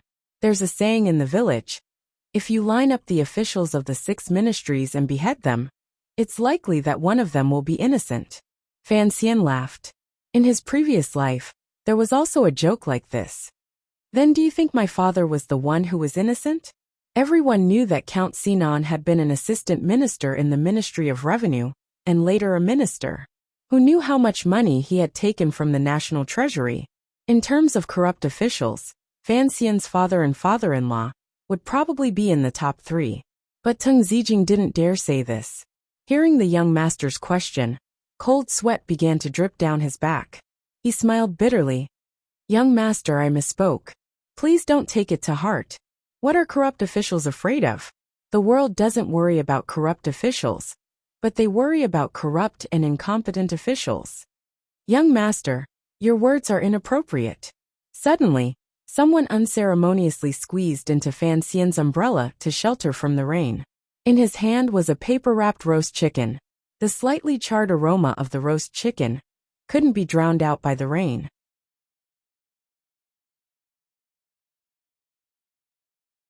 Chapter 168. The rain continued to fall. The umbrellas among the pedestrians in the alley were like a few pitiful flowers blooming. Fan Xian smiled slightly and glanced at this impetuous young man. He found that the other party was already drenched, so he didn't say anything. If the other party really was a bad person, in that instant, Fan Xian had at least 5 ways to immediately incapacitate the other party. Clearly, he was just a poor scholar buying roast chicken to make up for the banquet. Fan Xian didn't stop. He raised his umbrella and walked forward. He walked confidently, and the young man who had squeezed into the umbrella also walked confidently. Without a word, he stood to Fan Xian's right and used his cloth umbrella to block the sky above his head. His demeanor was calm as he followed. Like this, they walked dozens of steps under the umbrella. Fan Xian increasingly felt that the young man's temperament was rather cute. If he was a normal scholar, he wouldn't have so rashly squeezed under someone else's umbrella. Furthermore, he walked silently for dozens of steps without a trace of discomfort. So he tilted his head slightly and carefully looked him over. He found that the young man's appearance was rather ordinary. However, his eyebrows were very thick. It was as if someone had used a brush to paint them thickly. Tung Zijing followed 2 steps behind. The 2 people under the umbrella continued to walk silently. It was unclear whether they were competing in patience or something else. In the end, it was Fan Xian who smiled and asked, "I said earlier that it was inappropriate. What was inappropriate?" Seeing that the owner of the umbrella had spoken, the young scholar smiled politely and said, "If an official is corrupt, he naturally won't put his mind on political affairs. If you want a corrupt official to be capable, I'm afraid this in itself is a very laughable matter." Fan Xian smiled and found that the umbrella could not hold the 2 of them. The young scholar's right shoulder was already wet, so he quietly shifted the umbrella over to the other side and replied, "Even if a corrupt official is negligent in political affairs, it is still better than someone who doesn't know anything and blindly messes around after becoming an official." The young scholar raised his eyebrows, as if he didn't understand. As long as he is willing to work, it is better than neglecting political affairs. Fan Xian's hand tightened around the umbrella handle. He shook his head and said, "If a river dike is not repaired, it will probably break every few years. If an honest official, who doesn't know how to work the river works blindly repairs the dikes, perhaps there will be a few quarrels every year. Do you think the commoners living along the river hope that the county is an incompetent and diligent official, or an incompetent and lazy corrupt official?" The young scholar was momentarily at a loss for words. After a long while, he chuckled and said, "I'm afraid this is also a special case. There are always some things that a government official must do, such as measuring the fields and distributing grain, providing disaster relief to the people, and adjudicating cases in prisons. If he is a lazy official, I'm afraid that his administration will also be in a mess." Fan Xian smiled and said, "So the key lies in ability, not purity or greed." Actually, this view of his was not necessarily correct. It could be said that he had been influenced by the official novels of his previous life. But this kind of argument was quite fresh among the people of the kingdom of Qing. The young scholar who shared the umbrella with him couldn't help but be interested. He asked, "If an official has ability but is extremely corrupt, does the court just let him be?" For some reason, when Fan Xian heard this, he thought of his own father-in-law, the famous evil prime minister of the kingdom of Qing, Lin Ruofu. Everyone knew of his greed, but His Majesty knew of his ability, and so he continued to use him. Thinking of the young scholar's question again, he could only shake his head and say, "Governing officials is a difficult and complicated matter. There is no simple and effective way. But if we only ask for the court's supervision and self-cultivation, then we can extravagantly hope that the officialdom will be clean and tidy. If the court strengthens its supervision, can't it prevent corruption?" The young scholar frowned, his thick eyebrows squeezed together like rafters. "Let's say that Guoyu, the Minister of Rights, has already been imprisoned. If the Overwatch Council had been like this a few years ago, the atmosphere in the exam hall would have been corrupted to what it is today." Fan Xian actually didn't have much of an opinion on politics, but deep in his bones he was not afraid of harming the country. His interest was piqued, and he continued. If Director Chen of the Overwatch Council bribed Guayu and allowed his nephew to be recorded as a first-class official, then who do you think will supervise this matter? The young scholar didn't think much of it. Of course there will be His Majesty, who is as sharp as lightning. Fan Xian was even more unconvinced. How could it be so easy for one person to rule the world? In fact, he knew that the emperor must have some secret means to keep the Overwatch Council in check and balance. These means might even include the power that his father had never revealed. But some of the inexperienced political ideas of his previous life made Fan Xian scoff at the emperor's work.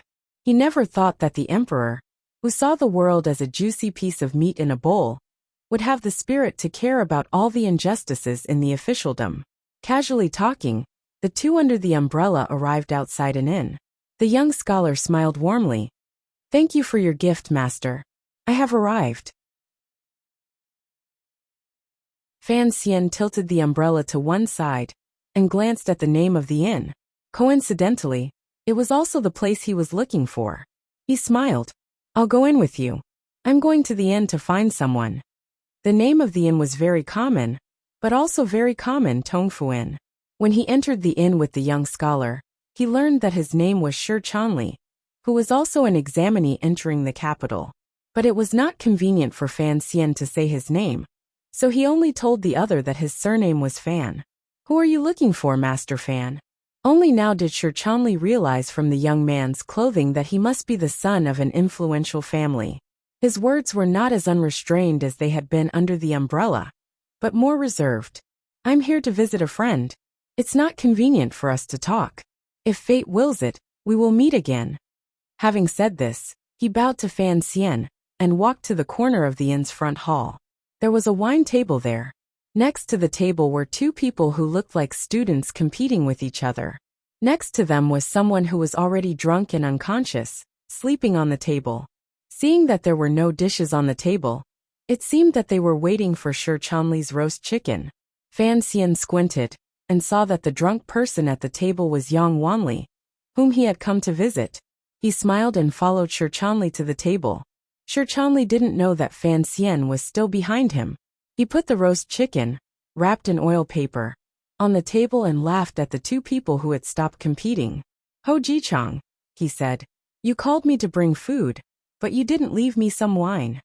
Ho Jichang smiled and said, this wine of mine is a low-quality wine that I bought from the alley earlier. Although the taste is not good, the quantity is sufficient. Let me introduce you. This is the scholar from Shandong Road, Cheng Jialan. Just as he reached out his hand in Cheng Jialan's direction, he was surprised to find a smiling, handsome young man standing behind Shi Chanli. This young man looked somewhat familiar. Brother Shi, who is this? Ho Jichang asked. Shi Chanli was startled. He turned his head to find that Fan Xian had followed him to the wine table. Master Fan, he said with a wry smile. I only borrowed half an umbrella. There's no need to charge me for shelter from the rain. Fan Xian could see that Shi Chanli was somewhat afraid of him. He guessed that Fan Xian was from a rich family and didn't dare to get too close to him. So he smiled and said, I wouldn't dare charge you. I'm just a bit hungry for the roast chicken you brought. Shi Chanli said helplessly, Master Fan, aren't you looking for someone? You can wear out iron shoes in fruitless search, but by chance you'll find it without any effort. Fan Xian smiled. When he first met Sheng Yan on the banks of the Lujing River, he had said these words, but there had been no reaction. But today, he used it on these scholars, and sure enough, Ho Jichang and the others immediately understood what he meant. They were very interested and asked, Master Fan, are you looking for us? Fan Xian pointed at the drunk Yang Wanli and said, Master Yang and I are old friends, so I've come to pay a visit. Ho Jichang laughed. I've never heard of Wanli having such a generous friend in the capital. Come, Master Fan, please sit. Here is some wine and roast chicken. I'm glad you don't mind. Shi Chanli had always liked Fan Xian's way of talking, and seeing that he was a friend of a friend, he didn't put on airs and offered his seat. On the other side, Cheng Jialan had been trying to wake Yang Wanli up, and he couldn't help but smile at Fan Xian. Fan Xian was curious about something else. He cupped his hands and bowed to Ho Jichang. How should I address you, brother? Ho Jichang. Master Ho. Why are you so sure that I'm a generous young master? Hearing the name Jichang, Fan Xian couldn't help but want to laugh. I don't think I'm born fat, he said. One look, and you can tell that I'm a person who eats his fill, and has nothing better to do. Ho Jichang smiled and apologized, saying, Gongzi's clothes are worth a lot of money. How can an ordinary scholar afford to wear it? As for the word generous, it's just that we're used to it. I hope you don't mind. He felt that this young man looked familiar, but his vision was a bit blurry from the alcohol, so he couldn't remember. Not at all, not at all. Fan Xian smiled warmly and sat down at the table. Scholars were free and easy, and they didn't care too much about an uninvited guest. Yang Wanli wouldn't wake up for a while anyway, so other than Cheng Jialin, who urged Fan Xian to drink a few cups, Ho Jichang and Shi Chanli began to compete with each other, as if no one else was present. Before they'd had enough, they began to discuss the Tao again. This was not the mysterious Tao, but the Tao of a country's economy and people's livelihood. Fan Xian picked up a chicken leg and slowly nibbled on it while listening to the two debate. He found that Ho Jichang's way of thinking leaned towards the school of legalism. He placed great emphasis on the law, while Shi Chanli was a sentimental person who placed great emphasis on education. But in the end, the one leaning towards the school of legalism wasn't blindly demanding, and the one who placed great emphasis on education wasn't blindly admonishing. They really were two very clear-eyed scholars. Occasionally, when he talked about the political affairs of the various counties, he would analyze them carefully, and not just talk about them in general. He was not like other scholars who always focused on the word world. But he did not know that the word world was much broader than the eyes of the vast majority of people in the world. The more Fan Xian listened, the more pleased he became. Ho Jichang's name was one of the names he'd written down. It seemed that he had a good eye. But this Shi Chanli's temperament was warm and easy. How come he had no impression of him in the exam hall? As he was feeling pleased with himself, he suddenly heard the gentle Shi Chanli slam the table and angrily say, In the end, it's all that Sir Fan Jr.'s fault. Fan Xian couldn't help but be surprised.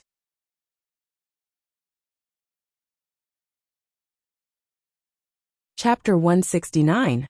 As it turned out, the conversation at the table had shifted from officialdom to literature. Naturally, it was inevitable that they would talk about Sir Fan, who had shocked the world with his poetry last year. Fan Xian pretended to hold the wine cup and sip it, but he was prepared. If this guy dared to say one bad word about him, he would throw the cup of wine in his hand out to relieve his anger. Unexpectedly, Shi Chanli stood up. His face was flushed like a peach blossom, and he began to recite mushy words. Tears streamed down his face as he said, I've been reading the Banksian's High Poetry Anthology for months. How can I read other people's poems? How can I have the courage to pick up my brush and write again? Although there are a few poems that I find strange, with Sir Fan before me, how can I be a little sure? How sad, how sad. Fan Xian beamed, thinking of those lovely people who criticized their leaders for not taking care of their rest. Ho Jichang, however, said disapprovingly, Poetry is outside the realm. What can it do to govern the country? Having said this, he turned to Fan Xian, who had been cold all day, and asked for help. What do you think, Sir Fan? He couldn't help but look at Fan Xian again. Oh, it's you. Fan Xian was shocked again. Had he been recognized? The lighting in the exam hall was not very bright.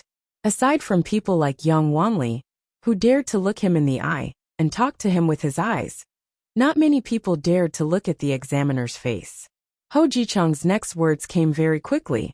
Earlier, when I was buying wine, I brushed shoulders with Sir Fan. Fan Xian immediately remembered that this was the scholar who had carried the 2 pots of wine. For some reason, such a small matter made Ho Jichang seem much more friendly toward Fan Xian, and he began to speak enthusiastically. Not only did Fan Xian find it strange, even Shi Chanli was a little confused. Sir Fan and Sir Fan are of the same school. Why don't you tell us what you think of Sir Fan's Banksian's High Poetry Anthology? I'm just borrowing from others. No matter how thick-skinned Fan Xian was, he couldn't bring himself to praise himself in front of others. who knew that Sir Chanli would become angry when he heard this. He put down his chopsticks and said, "Is Sir Fan the same as Master Zhuang? I thought highly of Zhuang Mohan's character, but I didn't expect him to be such a muddle-headed scoundrel. Master Fan, if you're less educated, you shouldn't say such ridiculous things." Fan Xian was startled. Only now did he realize that he had long since established an unbreakable position in the hearts of the kingdom of Qing's scholars. He smiled shyly, not knowing what to say.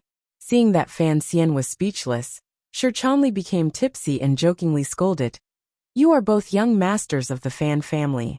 How can there be such a big gap between you?" At this moment, Yang Wanli finally woke up under Cheng Jialan's care. The first thing he saw was Fan Xian's beautiful face. He was quite frightened. He quickly stood up and bowed to Fan Xian. "Sir Fan, why are you here?" "Master Fan? Which Master Fan?" The other three men at the table were confused. They didn't know why Yang Wanli was so nervous. Yang Wanli smiled bitterly. "This is the person I mentioned earlier, Sir Fan Jr., who let the students into the examination hall.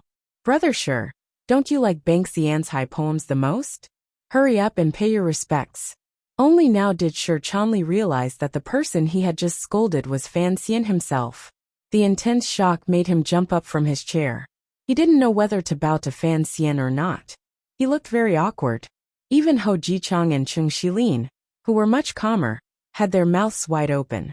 They looked at Fan Xian, not knowing what to say. Fan Xian had long since become a first-class figure in the hearts of the world's scholars. Later, he married the Prime Minister's daughter, and became a fifth-level scholar at the Imperial College at the age of 17. No matter how one looked at it, he was the object of the scholars' envy, and his Bang Xian's high poems had long since become popular. The image of the red light floating above the clouds had become one with the name Fan Xian. Fan Xian smiled a little embarrassedly. "What? So surprised to see a living person?" Ho Jichang was the first to wake up. He smiled bitterly. "So you are Sir Fan Jr. I apologize for my lack of manners earlier." Sir Chanli's eyes shone. He bowed deeply to Fan Xian and said sincerely, "Thanks to Brother Yang, I was actually able to meet Sir Fan Jr. today. It is truly a great fortune." Fan Xian shook his head and smiled. "The examination is over. I don't want to stay in the manor forever, so I came out for a walk. I knew that Yang Wanli was staying in this inn, so I came to find him. I didn't expect my luck to be so good. Earlier at the table, I listened to your wise words. It was not a wasted trip." The crowd couldn't help but feel ashamed. They thought back to how they had talked and talked in front of this great scholar. Now that they thought about it, it was indeed a little absurd. Even the proud Ho Jichang smiled bitterly. "It's all Wanli's fault. He was drunk all along." At that moment Cheng Shilin, who had been speaking slowly, finally introduced himself. "Sir Fan, my surname is Cheng." Cheng Shilin, thinking that he might be able to form a relationship with this popular figure of the court, Cheng Shilin, the scholar of Shandong Road, felt inexplicably nervous. He stuttered. Everyone was startled. Soon after, they heard the mistake in his words. They couldn't help but burst into laughter. Cheng Shilin's face also reddened. He mumbled, not knowing what to say. Fortunately, his laughter diluted some of the shock in everyone's hearts. Hearing that Sir Fan Jr. had come to find him, Yang Wanli couldn't help but feel a little puzzled and flattered. "What orders do you have, Sir Fan Jr.?" Fortunately, these people all knew what they were doing, and most of them still had the selfish thought of putting the treasure on their table. So they didn't make a ruckus. The students inside and outside the inn continued to drink and make merry. No one knew that Sir Fan Jr., who was often mentioned, was in the inn at that moment. Otherwise, there would have been a great deal of noise and excitement. Fan Xian had originally just wanted to give Yang Wanli a hint, but he hadn't expected such a situation. Naturally, it wasn't appropriate to talk about it. He smiled and said, "No matter what, Brother Yang and I are fated to share a robe." He turned to Sir Chanli and said, "Brother Yang and I are fated to share a robe." He then turned to Ho Jichang and said, "Brother Ho and I are fated to meet, so there are some things I would like to remind you all." As soon as these words came out, even Cheng Shilin, who had not been named, became nervous. Ho Jichang could no longer maintain his calm expression. Every scholar wanted a good future. And this Sir Fan Jr. was the censor of this year's civil service examination. Now that he had come here without avoiding suspicion, what he had to say was naturally very important. Fan Xian paused and considered his words. The court examinations will be held on the 1st of March. You should all make some preparations. The students were shocked, and their hands, hidden in their sleeves, could not help but tremble. These words seemed ordinary, but the hidden meaning was shocking. Sir Fan Jr. was a popular figure in the court, and behind him was the Prime Minister Count Sinan. If anyone could know the list of the top 3 ahead of time, Fan Xian certainly had the right to do so. Since he had asked everyone to prepare for the palace examination, that meant they would definitely make the list. Fan Xian put a finger to his lips and made a gesture for silence. He smiled and said, "Not necessarily. I'm just here to remind you all." Ho Jichang said absent-mindedly, "Minister Gua has been arrested and imprisoned. The list will certainly change." Fan Xian quietly replied, "I don't remember Brother Chung and Brother Shi, but Brother Ho and Brother Yang will definitely make it." Ho and Yang were overjoyed. No longer boasting, they stood up and bowed deeply to Fan Xian. They knew that from now on, the two of them were definitely going to worship this young teacher, unless they did not want to have a broad official career and a prosperous future. Cheng Shilin and Shi Chanli were slightly disappointed, but they thought that Sir Fan Jr. just didn't remember clearly, and that there would not be a good result tomorrow.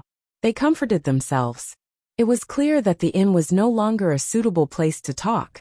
Yang Wanli respectfully invited Fan Xian into his room, and then served him good tea. After a while he sincerely said, "Sir Fan Jr., I have no money, no power, no mouth and no face. I really do not know how I could gain your favor. And I do not know why you would take the risk to come and tell me this news." The words "no money, no power, no reputation, and no reputation" really spoke of the bitterness and powerlessness of those without connections. Fan Xian smiled and shook his head. "You all know the state of the examination field of Qing. Although the list of the top 3 has not yet come out, it has generally been decided. As for why I have come today, it is because I am afraid that you will give up on yourself. You will not review your studies, and you will not respond. If you lose face in the palace, I am afraid that my face will not be good either. You must know that outside the exam hall, many people saw me let you in. I might as well say that I have taken a small risk, but it does not matter." Today, the examiners in the capital were all frightened and uneasy, but Fan Xian said it did not matter. The students could not help but be surprised. Now that things had come to this, these clever people naturally understood the meaning of Fan Xian's visit. They looked at each other, and Ho Jichang bowed first. "Thank you, teacher." Yang Wanli bowed again. Even Shi Chanli and Cheng Shilin were no longer sitting, and bowed to Fan Xian. Fan Xian looked at the 4 scholars who were a few years older than him, and he could not help but feel a little strange. He smiled. "I am not the father-in-law of the Prime Minister's manor, and I am not Minister Gua. Besides, I have money, and I will have even more money in the future, so you do not need to worry. I only value your talent and virtue. As for after the palace examination, you will enter the court as officials.